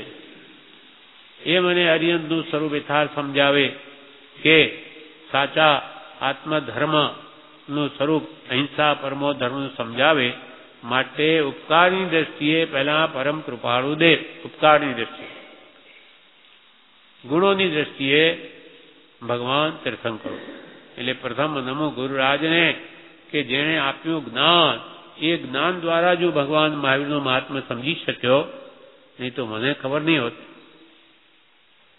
જે કૃપાળુ દેવનું સાહિત્ય સમજે છે તેને હૃદયમાં જે ભગવાનનું મહાત્મ્ય હોય તેટલું લૌકિકમાં ન હોય, સંપ્રદાયમાં. કારણ ઉપરથી ભગવાન મહાવીર કરે, પણ મહાવીર એટલે શું, એમનું શું કહેવું છે એ તો ખબર જ નથી. જેનો ઉપદેશ રાગ દ્વેષથી સર્વથા રહિત થવાનો છે, મિથ્યાત્વ કાઢવાનો છે, એ તો લક્ષ જીવોમાં થતો જ નથી. એ કસાયો કાઢવાના છે, વિષયો મંદ કરવાના છે. ખાલી મહાવીર કે પૂજા પણ કરે, પણ વર્તનમાં કાંઈ ફરક નહીં. જેમ જૂઠ પ્રપંચ જે કરતા હોય તે કર્યા જ કરે. તો એ મહાવીરની શું ભક્તિ કરી, તમે શું સમજ્યા?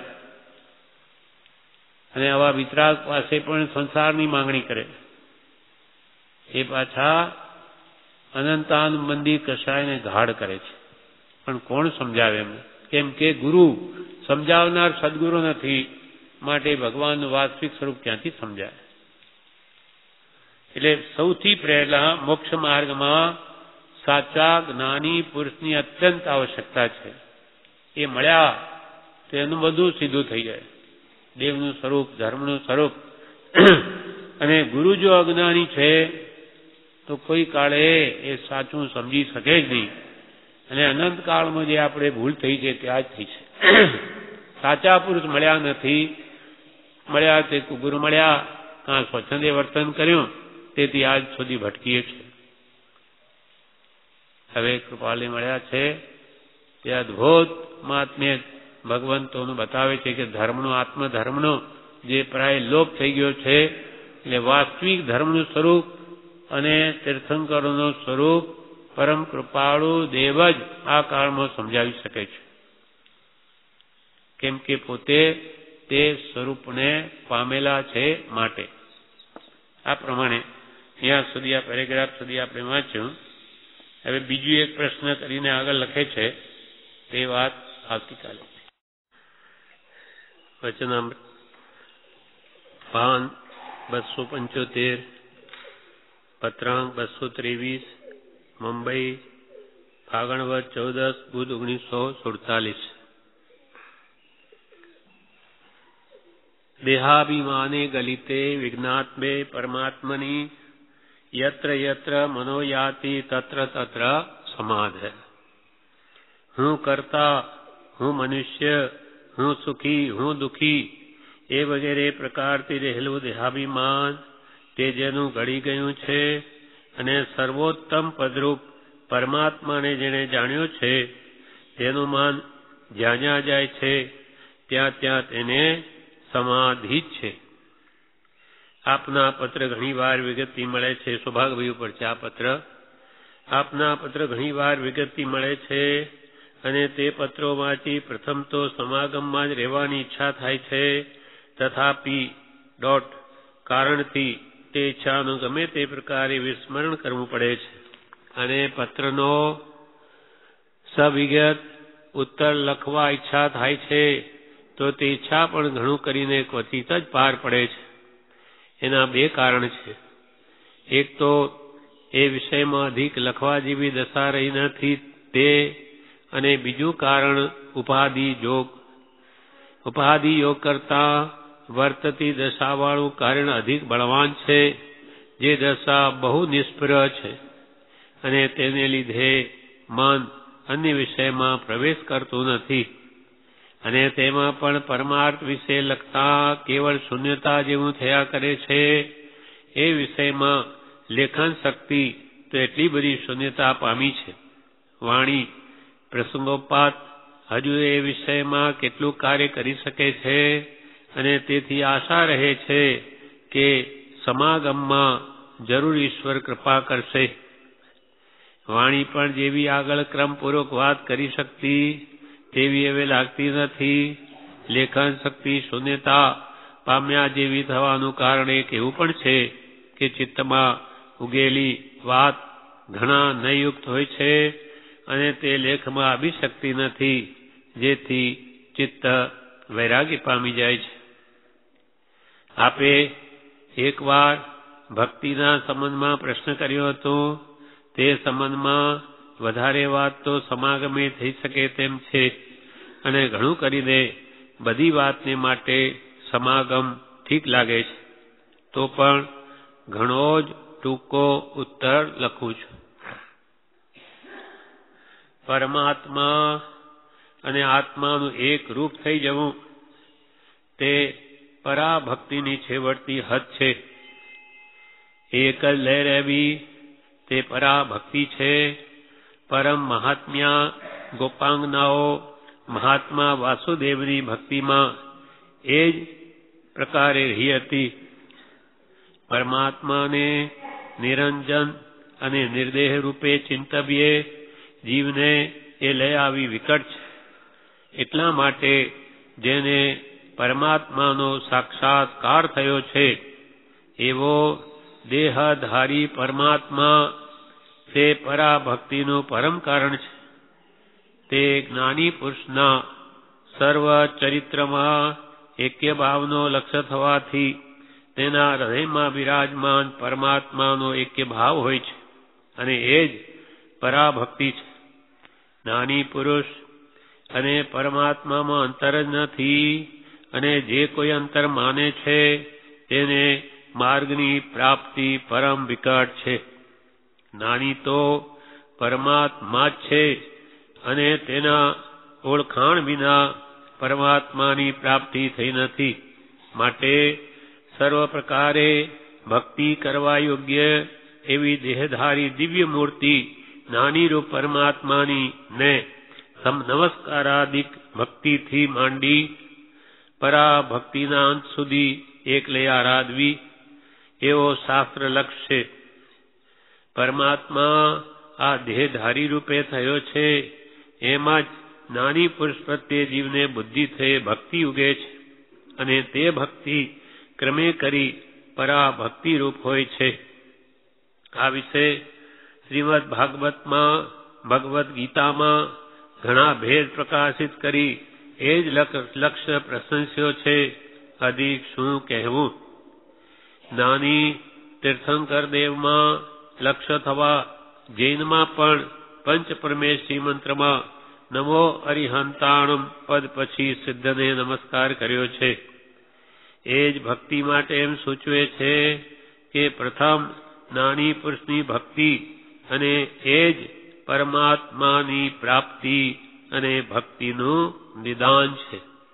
આ પ્રમાણે ત્યાં સુધી આપણે કાલે વાંચી ગયેલા. હવે આગળ બીજું એક પ્રશ્ન, એકથી અધિક વાર આપે એમ લખ્યું હતું કે વ્યવહારમાં વેપાર આદિ વિશે આ વર્ષ જેવું જોઈએ તેવું લાભરૂપ લાગતો નથી અને કઠણાઈ રહ્યા કરે છે.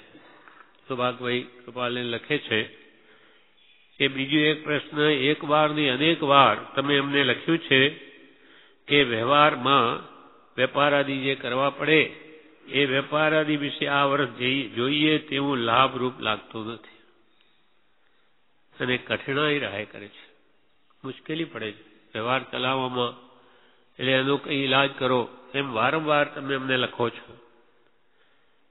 કૃપાલને શું જવાબમાં કે છે, પરમાત્માની ભક્તિ જેને પ્રિય છે એવા પુરુષને એવી કઠણાઈ ન હોય તો પછી ખરા પરમાત્માની તેને ભક્તિ જ નથી એમ સમજ.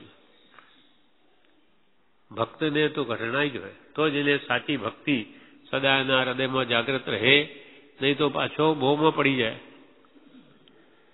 પરમાત્માની ભક્તિ જેને પ્રિય છે એવા પુરુષને એવી કઠણાઈ ન હોય તો પછી ખરા પરમાત્માની તેને ભક્તિ જ નથી એમ સમજવું, અથવા તો ચાહીને પરમાત્માની ઈચ્છારૂપ માયાએ તેવી કઠણાઈ મોકલવાનું કાર્ય વિસ્મરણ કર્યું છે.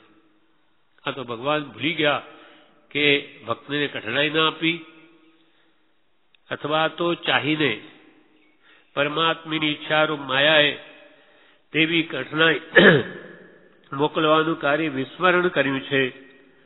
જનક, વિદેહી અને મહાત્મા કૃષ્ણ વિશે માયાનું વિસ્મરણ થયું લાગે છે, તથાપિ તેમ નથી. તમને લાગે છે કે જનક વિદેહી રાજ્ય કરે, બધા ભોગની સામગ્રી છે, એમને શું દુઃખ છે? એવું નથી. એને બધા ભોગ વિલાસના સાધનો વચ્ચે અલિપ્ત રહેવું છે, બહુ મુશ્કેલ છે. આપણને બધી સામગ્રી ઉપલબ્ધ હોય અને પછી એમાં મોહ ન થવા દેવો એ પરમ વિકટ વસ્તુ છે. એટલે આ અપ્રગટ કઠણાઈ છે. જનક વિદેયની પણ કઠણાઈ હતી, પણ એ અપ્રગટ છે, બહાર દેખાય નહીં. બહાર તો કે રાજા છે, એમને શું દુઃખ છે, પણ અંતરથી જુદા રહેવામાં એમને જે જોર પડે છે એનો આત્મા જાણે છે. એમાંય ક્યારે ચલિત થવા જેવું લાગે તો અષ્ટાવક્રનું શરણ લેતા એમના ગુરુ, પણ એ બધી જ અંદરની કઠણાઈ છે. કૃપાલદેવને પણ આ સંસારના પ્રસંગો અમને પણ માંડ માંડ તરવા દે છે.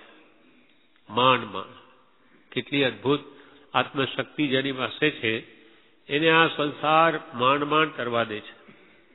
તો આપણા જેવા પામરોનું શું ગજું છે, પામર જીવોનું, કે આવામાં રહીને આત્મબળ ટકાવી શકે. જનક વિદેહી, જનક રાજા દેવમાં હોવા છતાં વિદેહી કહેવાયા. જનક વિદેહી અને મહાત્મા કૃષ્ણ વિશે માયાનું વિસ્મરણ થયું લાગે છે, માયા મોહનું, તથાપિ તેમ નથી. જનક વિદેયની કઠણાઈ વિશે કંઈ અત્ર કહેવું જોગ નથી, કારણ કે તે અપ્રગટ કઠણાઈ છે. કે ભાઈ તમને ઉપર નહીં દેખાય, પણ એની તો અપ્રગટ કઠણાઈ છે, એનું મન જાણે છે કે કેવી રીતે અલગ રહેવું. અને મહાત્મા કૃષ્ણની સંકટરૂપ કઠણાઈ પ્રગટ જ છે. આખી 56 કરોડની દ્વારિકા આખી સોનાની બધી બળીને ખાક થઈ ગઈ, ભસ્મ થઈ ગઈ. કેવા કૃષ્ણ, 3 ખંડના અધિપતિ. ત્યાં લખ્યું તેમ અષ્ટ મહાસિદ્ધિ અને નવનિધિ પણ પ્રસિદ્ધ છે. જેની પાસે અષ્ટ મહાસિદ્ધિ નવનિધિ બધું હોવા છતાં એવો સમય આવ્યો આખી દ્વારિકા બળી ગઈ. રાજમહેલ, રાણીઓ, પુત્રો કે માતા પિતા ને પણ બચાવવાનો પ્રયત્ન કર્યો, પણ એ દરવાજો ઉપર પડ્યો ને એ મરી ગયા. દીપાને કહેલું ઋષિ થયેલા ત્યારે કે ભાઈ આ તમે આવું નિહાળું નહીં કરો, આખી દ્વારિકાને બાળી દઈશ. સામને પ્રદ્યુપ્તને એમને બાંધી દીધેલા, દારૂ પીધેલો એટલે ઋષિ હતા. પહેલા તો કે તમે દ્વારિકાનો દાહ કોનાથી થશે, તો દીપાઈનથી, હો મારાથી, હું તો નહીં રહું દ્વારિકામાં, જંગલમાં રહ્યા. પણ ત્યાં ઘણો જૂનો દારૂ નખાવી દીધેલો બહાર. કૃષ્ણના પુત્ર સામને પ્રદ્યુમ્ન બહાર ફરવા ગયા ત્યારે પી લીધો, ગાંડા થઈ ગયા. તે કે આ જ છે આપણે દ્વારિકાને બાળનાર આ ઋષિ, એને બાંધી દીધા ઝાડે. તે વખતે એમને અત્યંત ક્રોધ ચડ્યો કે હું આખી દ્વારિકાનો બાળનાર છું. એવું નિયાણું કર્યું. કૃષ્ણને ખબર પડી, આવીને ઘણી વિનંતી કરી બળદેવને, કૃષ્ણે, બે ભાઈઓએ, કે તમે એવું નહીં કરો. તો કે નહીં, એક કિંચિત પણ નહીં ફરે. ભાવી છે, પણ એમની વિનયપૂર્વકની વિનંતીથી દ્વિપાયને શું કહ્યું, હું તમને બેને છોડીશ, એ સિવાય કોઈને નહીં છોડું.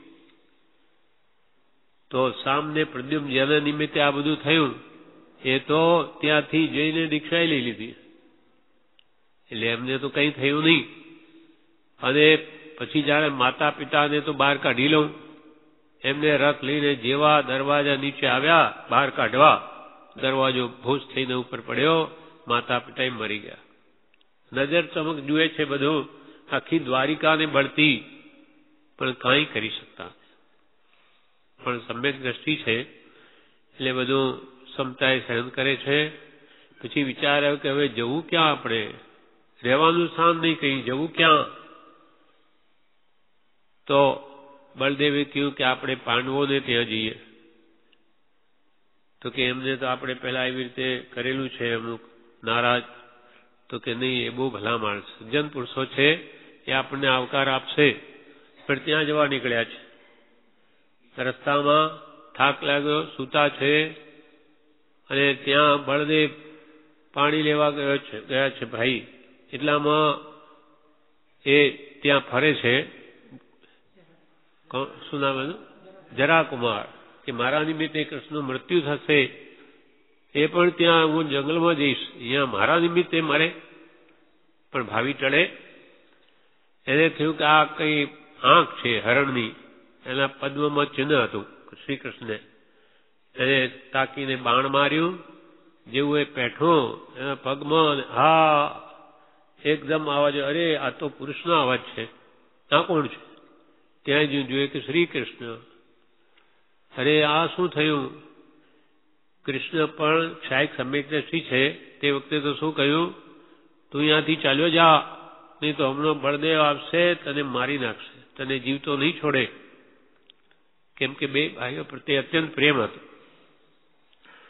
એટલે તરત નીકળી ગયો. અને જેવો ગયા પછી લેસ્યા આવી. નર્કનું આયુષ્ય બાંધેલું છે, કૃષ્ણ છે, એટલે 3 ખંડના અધિપતિ હોય એ વાસુદેવ, એ નિયાણું કરીને પદવી મેળવી હોય, એટલે મરીને નરકે જ જાય. હવે લેસ્યા આવી મરણની.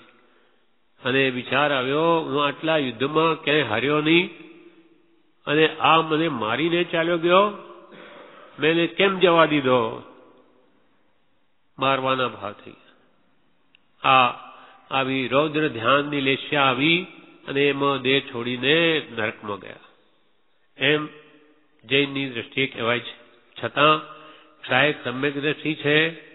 આ પદવીઓ 63 સલાહકા પુરુષની બધા સમ્યક દ્રષ્ટિ મહાત્માઓને જ બંધાય. એટલે એ પણ આવતી 24મી માં તો તીર્થંકર ભગવાન થવાના, શ્રી કૃષ્ણ અમમ નામના તીર્થંકર થવાના. પણ વર્તમાનમાં એવી પહેલા 99 કરેલું એટલે આવી સ્થિતિ થઈ. પણ અહીંયા પણ એ ક્ષાયક સમ્યક દ્રષ્ટિ હતા. જેમ કૃપાલની ક્ષાયક સમ્યક એ પણ અંતરથી ઘણા વિરક્ત હતા. છતાં જેવું બાંધ્યું હોય તે છૂટે નહીં, નરક ગતિ બંધાઈ ગયેલી. ત્યાં પણ કે છે સમ્યક દ્રષ્ટિ તો નરકમાં સુખી છે, કેમ કે એ દેહને પોતાનું માનતા નથી. અને મિથ્યા દ્રષ્ટિ સર્વત્ર દુઃખી. મિથ્યા દ્રષ્ટિને દેવલોક મળે તો ત્યાંય દુઃખી, અને સમ્યક દ્રષ્ટિ સર્વત્ર સુખી. સમ્યક દ્રષ્ટિનો એવો પ્રભાવ છે. એટલે અહીંયા કે છે જનક વિદેયને મહાત્મા કૃષ્ણ વિશે માયાનું વિસ્મરણ થયું છે, તથાપિ તેમ નથી. જનક વિદેયની કઠણાઈ વિશે અત્ર કંઈ કહેવું જોગ નથી, કારણ કે તે અપ્રગટ કઠણાઈ છે. અને મહાત્મા કૃષ્ણની સંકટરૂપ કઠણાઈ પ્રગટ જ છે. તેમ અષ્ટ મહાસિદ્ધિ અને નવનિધિ પણ પ્રસિદ્ધ છે. તથાપિ કઠણાઈ તો ઘટારત હતી.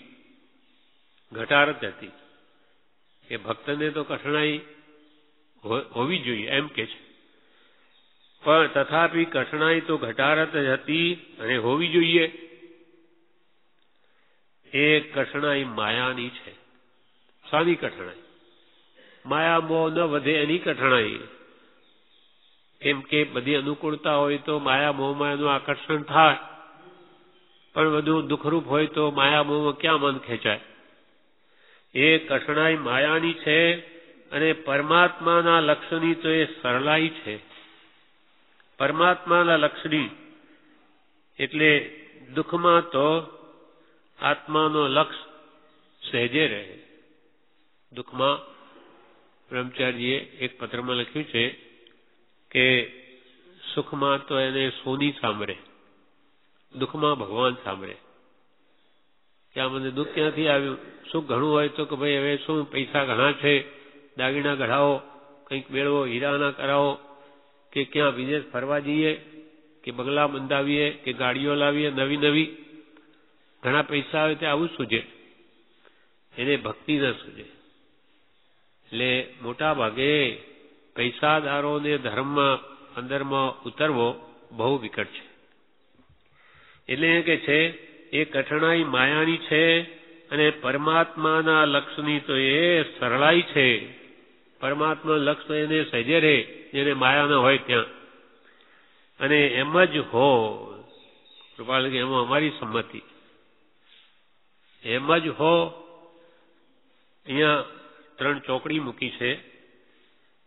એટલે ઋભુ રાજા, બ્રહ્મચારીજી એનો ખુલાસો કર્યો છે એક પત્રમાં કે આ 3 ચોકડી કયા રાજા? તો કે ઋભુ નામના રાજા. ઋભુ રાજા એ વિકટ તપ કરી પરમાત્માનું આરાધન કર્યું, અને દેહધારી રૂપે પરમાત્માએ તેને દર્શન આપ્યું અને વર માંગવા કહ્યું. વૈષ્ણવની કથા છે. એને તપ કર્યું એટલે કે ભગવાન સાક્ષાત આવીને એને દર્શન આપ્યું પરમાત્માએ, અને વર માંગવા કહ્યું. બોલો શું જોઈએ છે તમે? માગો. ત્યારે ઋભુ રાજાએ માગ્યું કે હે ભગવાન, આવી જે રાજ્ય લક્ષ્મી મને આપી છે તે ઠીક જ નથી. તમે મને આ રાજ્યની લક્ષ્મી આપી છે ને એ ઠીક નથી કર્યું. તે ઠીક જ નથી. તારો પરમ અનુગ્રહ મારા ઉપર હોય તો પંચ વિષયના સાધન રૂપ એ રાજલક્ષ્મીનું ફરીથી મને સ્વપ્નું પણ ન હો એ વર આપ.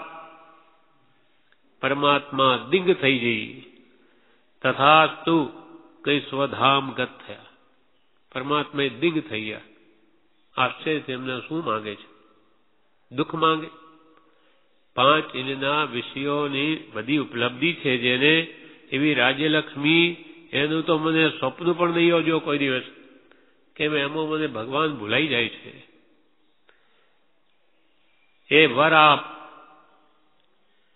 તારો પરમ અનુગ્રહ, પરમ કૃપા જો મારા ઉપર થઈ હોય, ભગવાનને કે છે તો મારા ઉપર જો પરમ અનુગ્રહ હોય તો પંચ વિષયના સાધન રૂપ એ રાજ્યલક્ષ્મી, રાજાની લક્ષ્મી, ધન પૈસો શું સુજાડે?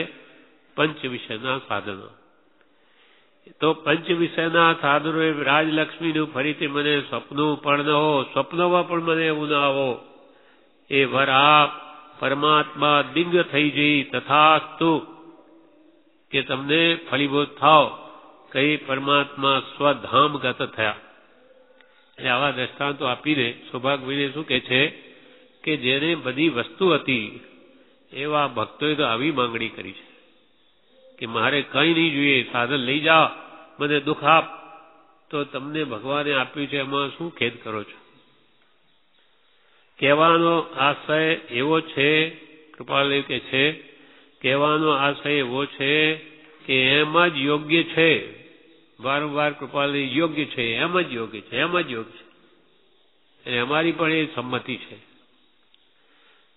કહેવાનો આશય એવો છે કે એમ જ યોગ્ય છે. કઠણાઈ અને સરળાઈ, સાતા અને અસાતા એ ભગવત ભક્તને સરખા જ છે. ખરેખર ભગવાનનો ભક્ત હોય તો એને સાતા કે અસાતા બધું સમ હોય તો એ ભક્ત છે. પછી સાતામાં ખૂબ આનંદ માનતો હોય, અસાતામાં એકદમ ખેદ મગ્ન બની જતો હોય તો કે તે ભગવાનનો ભક્ત નથી. કઠણાઈ ને સરળાઈ, સાતા ને અસાતા એ ભગવદ ભક્તને સરખા જ છે. અને વળી કઠણાઈ અને અસાતા તો વિશેષ અનુકૂળ છે કે જ્યાં માયાનો પ્રતિબંધ દર્શનરૂપ નથી. ભક્તને સાતા કરતા અસાતા વધારે લાભ કરતા, કૃપાલને બીજા પત્રમાં લખ્યું છે કે એ તો એને તરવા બરાબર છે. પ્રતિકૂળ પ્રસંગો કે સંસાર ભગવાન કે જે દુઃખરૂપ છે, દુઃખને દુઃખનો સમુદ્ર છે, એને તો પ્રત્યેક દેખાય. હા, ભગવાન की વાત સાચી, બધું દુઃખ જ છે સંસારમાં, તો એને વૈરાગ્ય સહેજે રહે. એટલે કે છે વળી કઠણાઈ અને અસાતા તો ભક્તને વિશેષ અનુકૂળ છે કે જ્યાં માયાનો પ્રતિબંધ, માયા મોહ હોય તો ત્યાં પ્રતિબંધ થાય. તે દર્શનરૂપ જ નથી. એટલે એને તો વધારે સરળતા નહીં પડે. આપને હવે સૌભાગ્યને કહે છે, જનરલ બધી વાત કરીને એવું છે દુનિયામાં ભક્તોની આ દશા છે. અને આપને તો એ વાર્તા જાણવામાં છે, આપ તો બધું જાણો છો કે ભક્તોએ એવું માંગ્યું. તથાપી આપને તો એ વાર્તા જાણવામાં છે. તથાપી એટલે તો પણ કુટુંબાદીને વિશે કઠણાઈ હોવી ઘટાડત નથી એમ ઉગતું હોય છતાં તમારા મનમાં એમ આવતું હોય કે ભલે આપણે ગમે તેવી કઠણાઈ ભોગવી લઈએ પણ આપણા કુટુંબને તો કઠણાઈ ન જ હોવી જોઈએ એમ તમારા મનમાં આવતું હોય કે આપણા આશ્રિત છે કુટુંબીઓ એ તો સુખી રહે એમ તમારા મનમાં થતું હોય. આપને તથાપી કુટુંબાદિકને વિશે કઠણાઈ હોવી ઘટાડત નથી. એટલે કે કુટુંબને તો આપણા નિમિત્તે દુઃખ ન પડવું જોઈએ એમ ઉગતું હોય તો તેનું કારણ એ જ છે કે પરમાત્મા એમ કહે છે કે તમે તમારા કુટુંબ પ્રત્યે નિસ્નેહ હો. તમને જો એવો ભાવ રહેતો હોય કે અમારા નિમિત્તે કુટુંબ દુઃખી ન થાય તો પરમાત્મા તમને એમ કહે છે કે તમે તમારા કુટુંબ પ્રત્યે નિસ્નેહ હો, કુટુંબનું મોહ છોડી દો. આ તમારું છે જ નહીં, એક આત્મા સિવાય તમારું કોઈ છે જ નહીં, એ અન્યત્વ ભાવના ભાવો. તમને મનમાં એવું ઉગતું હોય કે કુટુંબાદીની વિશે કઠણાઈ હોવી ઘટાડત નથી એમ ઉગતું હોય તો તેનું કારણ એ જ છે કે પરમાત્મા એમ કહે છે કે તમે તમારા કુટુંબ પ્રત્યે નિસ્નેહ હો, સ્નેહ રહિત થાઓ અને તેના પ્રત્યે સમભાવી થઈ પ્રતિબંધ રહિત થાઓ. આ પણ પ્રતિબંધ છોડો.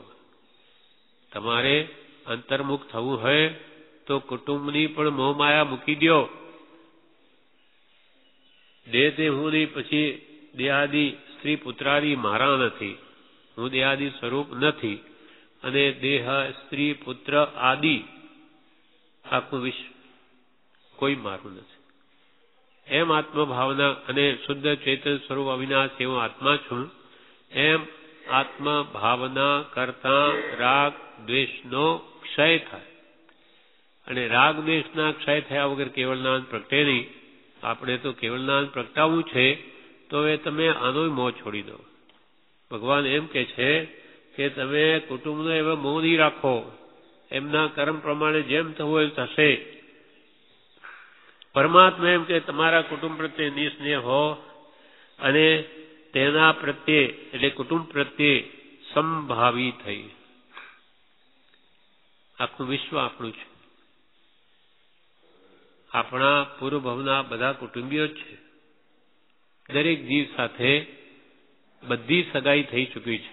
પ્રત્યેક જીવ સાથે આગલા ભવના આપણા બધા કુટુંબી છે. તો આ મારા અને આ પરાયા કેમ માનો છો? આ તો બધા પરાયા. દુનિયામાં કેટલાને દુઃખ છે કે એનું તો આપણને કંઈ લાગતું નથી, અને આ મારા છે એનું દુઃખ ઊભું થયું. જ્યાં મારા પણ આવ્યું ત્યાં દુઃખ સાથે જ આવે. અને તેના પ્રત્યે એટલે કુટુંબ પ્રત્યે સંભાવી થઈ બધા સરખા. બીજા કે સંભાવી થઈ પ્રતિબંધ રહિત થાવ. આ તમને કલ્યાણ કરવામાં આ કુટુંબનો પ્રતિબંધ પણ આડો આવે છે. સ્વચ્છને પ્રતિબંધ બે છોડવા કહ્યું તો એ પણ પ્રતિબંધ રહિત થાવ. તે તમારું છે એમ ન માનો. આ કુટુંબ મારું છે એમ પણ કહે છે ન માનો. તે તમારું છે એમ ન માનો. અને પ્રારબ્ધ યોગને લીધે મનાય છે કે ભાઈ તમને એમ લાગતું હોય કે મારો એવો પ્રારબ્ધ ઉદય એવો છે કે આ મારું કુટુંબ છે એટલે મને મારાપણું આવી જાય છે. અને પ્રારબ્ધ યોગને લીધે મનાય છે તે ટાળવા આ કઠણાઈ મેં મોકલી છે. અધિક શું કહેવું એ એમ જ છે.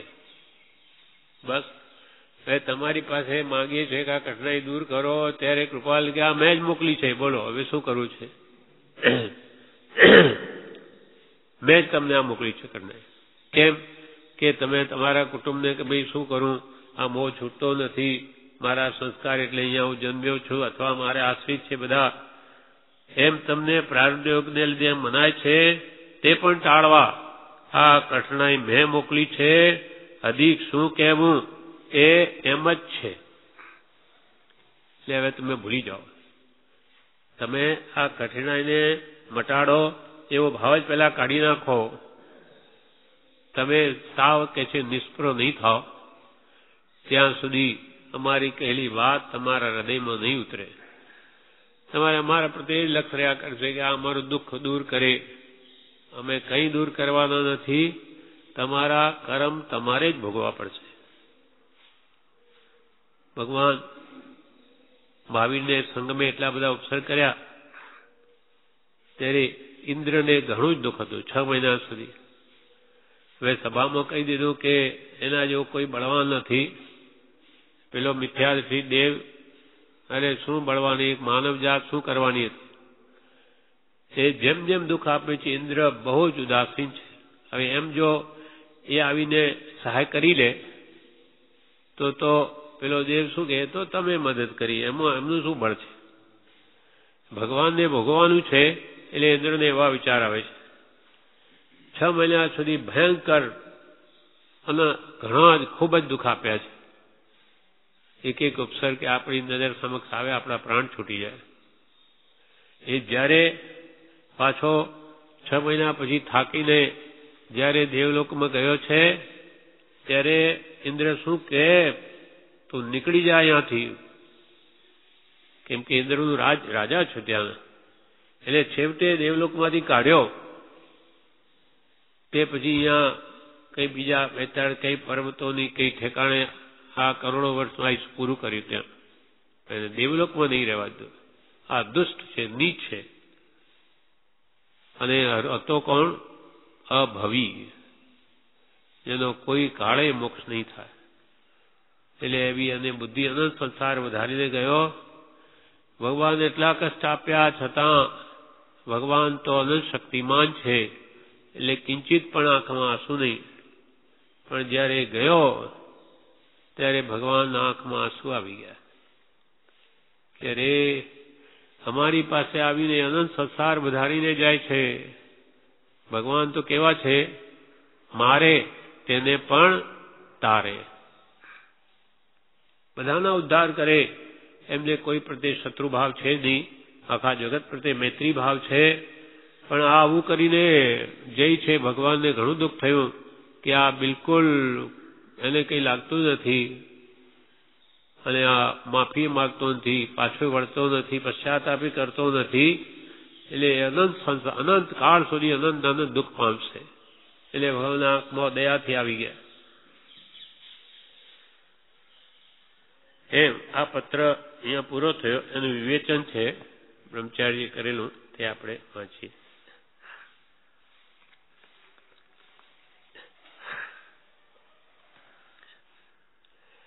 વચનામૃત વિવેચન પાન 53 પત્રાંક 223 વિવેચન. શ્રી રાજ મંદિર આહોર ફાગણ સુદ 11 સંમત 2008. હું મનુષ્ય છું, હું સુખી છું, હું દુઃખી છું, એવા પ્રકારનું દેહાભિમાન જે નથી કરતા તે જ્ઞાની પુરુષ છે. આત્માનું સ્વરૂપ દેહથી ભિન્ન છે. જ્ઞાની પુરુષોએ શુદ્ધ સ્વરૂપ જાણ્યું છે, તેથી તેઓ દેહથી જુદા રહે છે, રાગ દ્વેષ કરતા નથી. તેથી તેઓને સમાધિ રહે છે. શુદ્ધ સ્વરૂપ જાણ્યું, સ્વરૂપમાં રમે, રાગ દ્વેષ કરતા નથી, તેથી તેઓને સમાધિ રહે છે. તેઓની ઈચ્છા નીકળી ગઈ છે, જ્ઞાનીઓને કોઈ ઈચ્છા નથી, તેથી કોઈ જાતની ફિકર નથી. પૂર્વે જે બાંધ્યું છે તે ઉદયમાં આવે ત્યારે રાગ દ્વેષ કર્યા વગર સમભાવથી વેદે છે. જ્ઞાનીઓ મારું તારું કરવાથી ક્લેશ ઉત્પન્ન થાય છે. દેહ પણ મારો નથી એવું થાય ત્યારે મારું તારું મટે. દેહ પણ મારો નથી. જહાં દેહ અપની નહીં તહાં ન અપનો કોઈ. બીજા બધા તો શરીરને લઈને સંબંધી છે. શરીર જ મારું નથી તો બીજા મારા ક્યાંથી હોઈ શકે? દેહ પણ મારો નથી એવું થાય ત્યારે મારું તારું મટે. પર વસ્તુ છે તેને દેખનારો કોઈ જુદો છે એવું જીવને લાગતું નથી. પરમાત્મા પ્રત્યે અખંડ પ્રીતિ કરવાની છે. પરમાત્મા પ્રત્યે અખંડ પ્રીતિ કરવાની છે. જેણે પરમાત્માને જાણ્યા તેને દેહાભિમાન ન રહે. દેહ છતાં જેની દશા વર્તે દેહાતીત પરમાત્મા હોય તે દેહાતીત દશાએ વર્તે છે. તેને જાણે એટલે કે કૃપાલદેવની વાત માને તો ચિત્ત પરનો બોજો ઉતરી જાય. કૃપાલદેવ કહે છે સત્સંગના યોગની ઈચ્છા રહે છે, પણ પૂર્વ કર્મને કારણે યોગ નથી. પત્ર વિગતવાર લખવાનું ઉપાધિને કારણે બની શકતું નથી. દશા લખી શકાય તેવી નથી. પૂર્વ કર્મને લીધે ઉપાધિમાં ઉપયોગ દેવો પડે છે. પત્રાદિ પણ ઉદય હોય તો જ લખીએ છીએ. એક વખતે પ્રભુ શ્રીજીએ કૃપાળુ દેવને પૂછ્યું મારે શાની જરૂર છે? પ્રભુ શ્રી કૃપાલદેવે પૂછ્યું મારે શાની જરૂર છે? ત્યારે કૃપાલદેવે કહ્યું બોધની. તમારે બોધની જરૂર છે. ત્યારે પ્રભુશ્રીએ કહ્યું તો બોધ આપો. પછી કૃપાલદેવ મૌન રહ્યા, બોધરૂપ થઈ ગયા. શાનો બોધ આપ્યો? મૌન થઈ ગયા. પછી પ્રભુશ્રી 3 વર્ષ મૌન રહ્યા અને આ સમાધિ શતકનો ગ્રંથનું ખૂબ એનું ઊંડાણથી ચિંતન કર્યું. પહેલામાં પહેલી શ્રવણ ભક્તિ. ભક્તિ વિશે સૌભાગભાઈએ પ્રશ્ન પૂછેલો. ભક્તિ 9 પ્રકારની: શ્રવણ, કીર્તન, ચિંતન, વંદન, સેવન, ધ્યાન, લઘુતા, સમતા, એકતા, નવદા ભક્તિ પ્રમાણ. તેમાં પહેલી ભક્તિ શ્રવણ ભક્તિ, એટલે ભગવાનના વચનોને સાંભળવા, ભગવાનનું શું કહેવું છે. પછી પહેલા સાંભળે પછી કીર્તન કરે, ભજન કરે, ગુણગાન કરે ભગવાનના, ત્યાર પછી ચિંતવન થાય. એટલે જાણે પછી ભગવાન પ્રત્યે ભક્તિ ઉગે, પછી એના વચનો વિચારવાનું થાય. બહુમાન આવ્યું ગુણો પ્રત્યે, એટલે ચિંતવનથી એના હૃદયમાં ઉતરે. પછી વંદન, સેવન, ધ્યાન, લઘુતા, સમતા અને એકતા, એટલે પરમાર્થમાં એક રૂપ થઈ જવું, તે પરાભક્તિ કે એકતા ભક્તિ કો એક જ છે. પરાભક્તિ કહો કે આ નવદા ભક્તિમાં છેલ્લી એકતા. કૃપાલદેવે કહ્યું આત્મા અને પરમાત્માનું એક રૂપ થઈ જવું, તે પરાભક્તિની છેવટની હદ છે. અથવા હે નાથ, તમે ને અમે અભેદ થયા છીએ. અભેદ બેચે ભેદ રહ્યો જ નથી, તો નાથ તું તુષ્ટમાન થઈને બીજું શું આપવાનો? અમે તો તમારા મય થઈ ગયા, તમે એક થઈ ગયા. 680માં પત્રમ તમે અમારા પર પ્રસન્ન થઈને બીજું શું આપવાના હતા? તમારું સ્વરૂપ અમને પ્રાપ્ત થઈ ગયું. એથી તો વિશે જગતમાં કઈ છે નહીં, આત્માથી સૌ હીન છે. પરાભક્તિ કે એકતા ભક્તિ તો એક જ છે. ખરી ભક્તિ એ છે, પહેલા દાસોહમ એમ થાય છે. એકતા ભક્તિ સુધી પહોંચવું હોય, છેલ્લી સ્ટેજ ભક્તિની પરાભક્તિ, તો સૌથી પહેલા દાસોહમ. તે ભગવાન હું આપનો દાસ છું, ત્યાંથી શરૂઆત થાય. પહેલા દાસોહમ એમ થાય છે, પછી તે ભાવના વધતા વધતા ભગવાનનું સ્વરૂપ છે તેવું જ મારું સ્વરૂપ છે એમ થાય, તે સોહમ. ભગવાન જેવું સ્વરૂપ તેવું, પહેલા તો આપનો દાસ છું, ત્યારે એની વાત અંદર ઉતરે, યોગ્યતા આવે, પછી ભગવાનનું સ્વરૂપ એ જ મારું છે. ભગવાન સહજાત્મ સ્વરૂપ, હું સહજાત્મ સ્વરૂપ નિશ્ચયને મૂળથી, વર્તમાનમાં નહીં, પણ હું છું ભગવાન જેવો. તો પછી મારું સ્વરૂપ કેમ પ્રગટે, એનો પછી ઉપાય શોધે. પછી સોહમ થાય, ભગવાનનું શુદ્ધ સ્વરૂપ છે તેમાં અભેદ રૂપ થવું, તે પરાભક્તિની હદ છે. પછી શું થાય? પહેલો દાસોહમ, પછી સોહમ, પછી અહમ બ્રહ્માસ્મિ, હું જ બ્રહ્મ છું. એ એકતા ભક્તિ. પ્રભુ લય લાગી નહીં, એક પ્રભુમાં જ મન રહે તો પરાભક્તિ થાય. એક પ્રભુમાં જ મન રહે તો પરાભક્તિ થાય. અપ્રમત્ત ગુણસ્થાન કો પરાભક્તિ આવે છે, 7મું ગુણસ્થાન. બધાનું કારણ પ્રેમ છે. પ્રભુ શ્રી કહે, પ્રભુ પ્રેમમાં તો બધું આવી ગયું, પ્રેમમાં તો પ્રભુ બધું આવી ગયું. તમે પ્રેમ લાવો ભગવાન પ્રત્યે તો બધું આવી જશે. બધાનું કારણ પ્રેમ છે, પર પ્રેમ પ્રવાહ બઢે પ્રભુ છે, તો સબ આગમ ભેદ સુર બસે.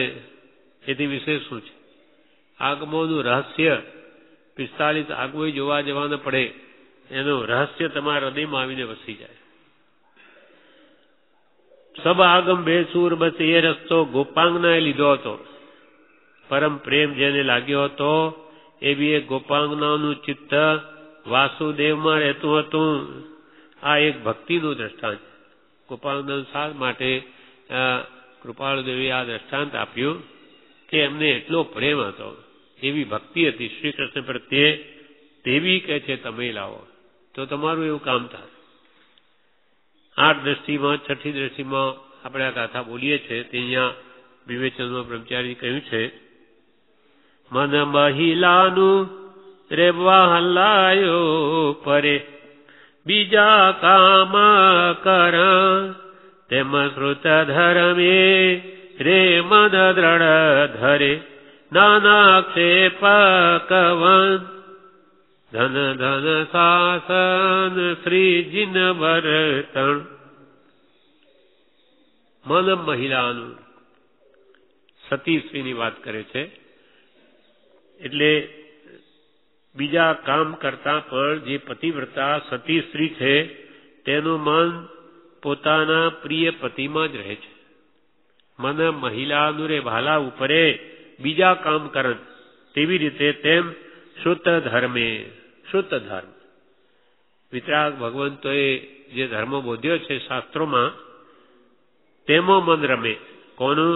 જ્ઞાનાક્ષેપકવંત, એટલે જ્ઞાનાક્ષેપ એટલે જ્ઞાન પ્લસ અપેક્ષાવંત, અર્થાત નિરંતર જેને જ્ઞાનની જ અપેક્ષા છે, જ્ઞાનની જ અભિલાષા છે, એવા પ્રાણીનું મન નિરંતર જ્ઞાની પુરુષના વચનમાં જ રમે, કૃપાળદેવમાં રમે, એના વચનમાં રમે તો એનું એવું જ કામ થાય. કૃપાળદેવ એટલે શુદ્ધ આત્મા. આ તો શરીર તો એમનું સ્મૃતિનું કારણ છે. કૃપાળદેવ એટલે કોણ? શુદ્ધ આત્મા, નિરંજન પરમાત્મા. એનો આત્મા શુદ્ધ થયેલો છે, તેનું ધ્યાન છે. સ્વરૂપ ભક્તિમાં પરાયણ રહેવું, સ્વરૂપ લક્ષ કદી ભૂલો નહીં. કે જે કંઈ કરો છો સ્વરૂપ પ્રાપ્તિ અર્થે, ને કૃપાળદેવ શુદ્ધ સ્વરૂપી છે. નિશ્ચય મારું પણ એ જ સ્વરૂપ છે, તે પામવા માટે આ બધું કરું છું. એવી રીતે ગોપાંગનોનું ચિત્ત કૃષ્ણમાં રહેતું હતું. સિદ્ધ ભગવાનની ભક્તિ કરે તો જીવને સ્વરૂપનો ખ્યાલ આવે નહીં. પ્રત્યક્ષ પુરુષની જરૂર છે એની વાત કરે. સિદ્ધ ભગવાનની ભક્તિ કરે તો એ તો નિરાકાર પરમાત્મા છે, અને લય આવી દુર્લભ છે. સિદ્ધ ભગવાનની ભક્તિ કરે તો જીવને સ્વરૂપનો ખ્યાલ આવે નહીં. દેહાધ્યાસથી છૂટવા માટે દેહધારી પરમાત્મામાં વૃત્તિ રહે તો બહાર ખસે નહીં. તો કે કૃપાળદેવ તો શુદ્ધ આત્મા, આ ચિત્રપટની શી જરૂર છે? આપણે શુદ્ધ આત્મા કર્યા કરીએ એમ ખ્યાલ ના આવે, એની વૃત્તિ ટકે નહીં. એટલા માટે મૂર્તિનું વિધાન છે કે આપણે ચિત્રપટનું છે, એના કારણે જ તેની ચિત્તવૃત્તિ ત્યાં સ્થિર રહે. દેહાધ્યાસ છૂટવા માટે દેહધારી પરમાત્મા વૃત્તિ રહે તો બહાર ખસે નહીં. પૂતગલનો પ્રેમ છોડવા માટે દેહધારી પરમાત્માની ભક્તિની જરૂર છે. આપણે પૂતગલનો પ્રેમ છે, બીજાના શરીરો ઉપર કે વસ્તુઓ પૂતગલિક ઉપર મોહ કરીએ છીએ, તે છોડવા માટે આ બતાવ્યું કે આના પ્રત્યે પ્રેમ કરો. આ એક પક્ષી રાગ છે, પવિત્ર પુરુષ છે, એ કોઈના પ્રત્યે રાગ કરતા નથી, માટે તમારો રાગ પણ નાશ પામશે. સિદ્ધ કરતા નહીં, પૂતગલનો પ્રેમ છોડવા માટે દેહધારી પરમાત્માની ભક્તિની જરૂર છે. સિદ્ધ કરતા અરિહંતને પહેલા નમસ્કાર કરવાનું કારણ એ જ છે કે અરિહંતમાં વૃત્તિ સ્થિર રહી શકે છે. સિદ્ધ ભગવાન નિરાકાર નિરંજન, અરિહંત ભગવાન દેહધારી, આજે તો એ બી સિદ્ધ છે, પણ એની મૂર્તિ રૂપે દેહધારી રૂપે ભજીએ છે. અરિહંતમાં વૃત્તિ સ્થિર રહી શકે છે. મહાત્મામાં લીનતા થાય તો મહાત્માનું મન જ્યાં હોય ત્યાં આપણું પણ મન રહે. કૃપાળદેવમાં આપણો લીનતા થાય તો કૃપાળદેવ તો શુદ્ધ પરમા, એમાં રાગદ્વેષ છે નહીં, એમાં કઈ વિકારી ભાવ જ નથી, તો આપણું એવું થાય. મહાત્મામાં લીનતા થાય તો મહાત્માનું મન જ્યાં હોય ત્યાં આપણું પણ મન રહે. જે ભક્તિને પ્રાપ્ત થવાથી સદગુરુના આત્માની ચેષ્ટાની વિશે વૃત્તિ રહે કે એમનો આત્મા કેવો હતો? પવિત્ર હતો, અદભુત, સ્વમાં રમતો હતો, શુદ્ધ હતો. આપણો લક્ષ ત્યાં જાય. સત્પુરુષમાં જ પરમેશ્વર બુદ્ધિ અને જ્ઞાનીઓએ પરમ ધર્મ કહ્યો છે. સદગુરુ કરતા પરમાત્મા જુદા છે એમ રહે તો પરાભક્તિ ન થાય.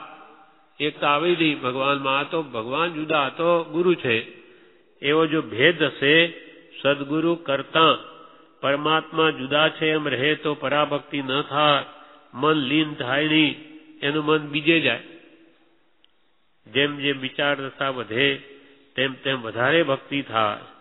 જેટલી સમજણ હોય તેટલું મહાત્મ્ય લાગે, જેટલી સમજણ આવે તેટલું મહાત્મ્ય લાગે. વાસુદેવનું પરમ મહાત્મ્ય ગોપાંગનવને લાગ્યું હતું, તેથી પરમ મહાત્મ્ય ગોપાંગનવ એમ લખ્યું છે. કૃપાલદેવે કહ્યું છે કે કૃષ્ણ છે તે પરમાત્મા છે અને ગોપીઓ છે તે વૃત્તિઓ છે. કૃષ્ણ પરમાત્મા. અહીંયા આપણા માટે ગોપીઓ કોણ? વૃત્તિઓ.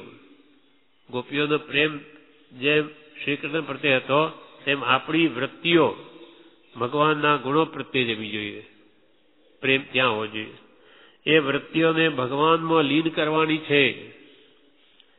પરમાત્મા સ્વરૂપનું મહાત્મ્ય લાગે તો એમાં લીન થાય. અંતરાત્મા થાય એ જ વૃત્તિની ખરી લીનતા છે. એ થયા પછી તુહીની રટના લાગે છે. મહાપુરુષો જે કહે છે તે શા માટે કહે છે? ત્યાં સુધી જીવનો લક્ષ્ય પહોંચતો નથી. ભગવાનની ભક્તિ કરવા માટે પ્રતિમા છે. જ્ઞાની પુરુષની જેટલી ચેષ્ટાઓ છે તેટલી પરમાર્થ રૂપ જ છે. સંસારમાં વૃત્તિ ન જાય. ભગવાનની પ્રતિમા દેખીને પરમાત્મા જ સાંભળે એવું કરવાનું છે. સત્પુરુષમાં જ પરમેશ બુદ્ધિ ન રહે તો દેહ રૂપ દેખાય. એમાં પછી દેહ દ્રષ્ટિ થાય. બાહ્ય દ્રષ્ટિ છોડવાની છે. કૃપાલી પરમાત્મા છે એવો ભાવ તો પરમાત્મા સ્વરૂપ દેખાય, નહીં તો એ આપણા જેવા છે દેહ.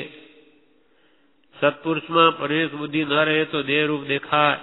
બાહ્ય દ્રષ્ટિ તો છોડવાની છે.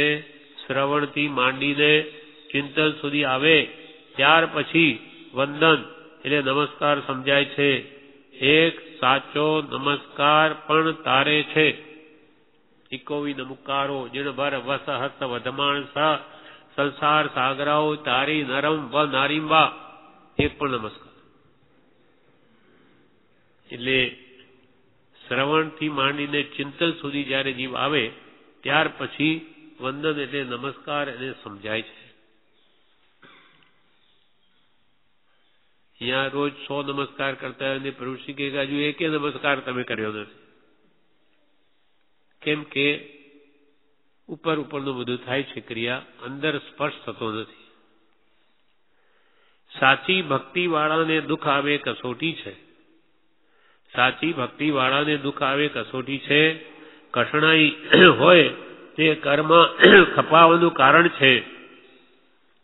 કઠણાઈ આવે એમાં સંભાવ રાખે તો કર્મ ખપે છે, ઓછા થાય છે. એટલે રાજ્ય કરવું અને ભક્તિ કરવી એ બહુ કઠણ વાત છે. પણ જનક વિદેયે તે કર્યું. રાજ્ય ભરત ચક્રવર્તી 6 ખંડનું રાજ્ય સંભાળે, છતાં કેટલી અંતર જાગૃતિ. દરવાજે રે ઘંટડીયો તણ તોરણ કર તું રે નાથ. જગવે પ્રવેશતા સત્સંગતિની યાદ. જાગો હે જીવો રે મોહ કરો પરો. ઘંટડીઓ લગાડી મુકુટ અડે તે અવાજ આવે, સત્સંગ કર સત્સંગ કર. ભરત ચેત કાલ ઝપાટા દેત. માણસો રાખ્યા. ભરત ચેત કાલ ઝપાટા દેત. સમય જઈ રહ્યો છે આત્માથી. એટલે જાગૃતિ માટે કેવા સાધનો. કેમ કે એટલું બધું કામ હોય જેને બધું ગોઠવેલું હોય ઉપરથી બધા એકબીજાની ઉપર એ છતાં પણ એટલા શક્તિશાળી છે. બધું કરતા જતા અંદરથી અલિપ્ત. બહુ કઠણ વાત છે. આપણે જાણે એમાં શું નહીં એ જાણે છે. ત્યાં ઘર સંભાળવામાં કેટલી બધી તકલીફ પડે એ ખ્યાલ આવી જાય વિચારે તો. કેટલી બધી ઉપાધિ હોય. 6 ખંડનું આધિપત્ય, 32,000 મુકુટબંધી માંડલિક રાજાઓ તો તેના સેવક છે. એના નીચે પાછા કેટલાય રાજાઓ હોય. 6 ખંડને જીતતા 60,000 વર્ષ લાગ્યા. એ કેટલું મોટું ક્ષેત્રફળ હશે ભરત ચક્રવર્તીને, છતાં અલિપ્ત છે. 96,000 જેની રાણીઓ છે એમ કહેવાય છે. લાખો પુત્રો છે, છતાં નિર્મોહી. એક નાનીની વાત નાની જ જાણે છે. જનક વિદેયે કર્યું. દુઃખ એ ભક્તિ થવાનું એક સાધન છે. દુઃખ એ ભક્તિ થવાનું એક સાધન છે. એમ કૃપાલવે લખ્યું. ગુરુ ઓળખવા ઘટવેરા તે ઉપજવા પૂર્વિક ભાગ્ય. તેમ નહીં તો કઈ સત્સંગ તેમ નહીં તો કઈ દુઃખ રંગ ગુરુ ઓળખવા ઘટ વૈરાગ તે ઉપજવા પૂર્વિક ભાગ્ય. ગુરુને ઓળખવા માટે વૈરાગી જોઈએ. મોક્ષના નેત્રોમાં આત્માને ઓળખી લે, પણ વૈરાગ્ય આવે તો કાં તો પૂર્વની આરાધના જોઈએ, કાં સત્સંગ જોઈએ, કાં પછી દુઃખ રંગ જોઈએ. દુઃખ હોય તો ક્યાંય શાંતિ નથી. મને ક્યાં મળશે? સુખ શોધે શાંતિ. એમ દુઃખ એ ભક્તિ થવાનું એક સાધન છે. જેને છૂટવું છે તે જગતની વસ્તુઓ માગે નહીં. સ્વભાવ કોઈને શું કહે છે? તમારે તો છૂટવું છે ને, તમે અમારી પાસે વસ્તુઓ માંગો જગતની. જેને છૂટવું છે તે જગતની વસ્તુઓ માગે નહીં. આપણે બાંધેલું જે ઉદયમાં આવે તેમાં ચિત્ત દેવું નહીં. ભક્તિમાં ચિત્ત રાખવું એ તો જવાનું છે. આવ્યું છે ઉદયમાં, જવાનું છે. ધ્યાન પછી લઘુતા આવે છે. ભગવાનની ભક્તિ કરે તેને જ ભગવાન કઠણાઈઓ આપે છે. તો આપણે ભક્તિ કરીશું તો આપણી કઠણાઈઓ આવશે. તો આવી ભક્તિ તો મારે નહીં જોઈએ. જોતી માની જાય. પાડી મરી ગઈ તો કે હવે મરી ગયા, બધું જતું રહેશે. તો કે ના બા, આવું તો મારે મોક્ષ નહીં જોઈએ. તો ભગવાન તમે એમને કઠણાઈ જ આપતા હોય તો આવો તો મારે આવું તો ભક્તિ નથી જોઈતી. ભક્તિ કરે તેને જ ભગવાન કઠણાઈઓ આપે છે. કસોટી છે ભક્તિની. તમે પાસ થાઓ ત્યારે ખરા તમારી ભક્તિ સાચી. ભગવાનની ભક્તિ કરે તેને જ ભગવાન કઠણાઈઓ આપે છે. કઠણાઈ તો સારી છે. ભક્ત હોય તે કઠણાઈ જ માગે છે. ખરી ભક્તિ જેને હૃદયમાં હોય એ તો ભગવાન પાસે દુઃખ માગે, અથવા માગે નહીં, એટલી શક્તિ ન હોય તો આવે તેને તો સંભાવે, શાંતિ સહન કરે. માગવાની આપણી શક્તિ ન હોય પણ આપણા જ બાંધેલા આવે તો સમતાએ તો ભોગવીએ કે જેથી નિર્જરે નવા ન બંધાય. ભક્ત હોય તે કઠણાઈ જ માગે છે. શ્રી કૃષ્ણે કુંતાજીને જે માગે તે આપવા કહ્યું ત્યારે કુંતાજીએ કહ્યું, શું કહ્યું? મને દુઃખ આપો, મને દુઃખ આપો. કે સુખમાં એ ભગવાન તમે મને નથી યાદ રહેતા, મને દુઃખ આપો. ખરી ભક્તિ એ જ છે. એટલે આપણને દુઃખ આવે તો આપણે કે છે ખેદ કરવો નહીં, કેમ કે ભક્તને તો દુઃખ હોય જ, અને દુઃખ ન હોય તો એને સાચી ભક્તિ નથી. ખરી ભક્તિ એ જ છે. ત્યારે કુંતાજીએ કહ્યું મને દુઃખ આપો. ખરી ભક્તિ એ જ છે. જીવ મારું માને છે તેથી ખેદ થાય છે. બધા પ્રત્યે સરખો ભાવ રાખવો. સૌભાગ્ય કૃપાલે શું કહ્યું? તમને આ જે દુઃખ છે કુટુંબનું, કારણ કે તમે આ કુટુંબ મારું છે. દુઃખનું કારણ આ છે. બાકી મારું ને પરાયું બધા મારા જ છે. આ ભાવના તો આગલા ભાવના બધા મારા સગા જ છે. એવી જો વિશાલ દ્રષ્ટિ આવે તો કોઈ દુઃખ નહીં થાય. અને જે કંઈ કુટુંબના ભાગ્યમાં દુઃખ લખ્યું હશે તો હું શું કરી શકું? જીવ મારું માને છે તેથી ખેદ થાય છે. આ કુટુંબ મારું છે. આ મારા પણ આવ્યું કે ત્યાં જ્ઞાનીઓ કે દુઃખ આવ્યું જ સમજવું. બધા પ્રત્યે સરખો ભાવ રાખો એમ કે છે. બધા પ્રત્યે સરખો ભાવ રાખો. આ પ્રમાણે આ બ્રહ્મચારીજીનું વિવેચન પત્રાંક 223 પૂરું થયું.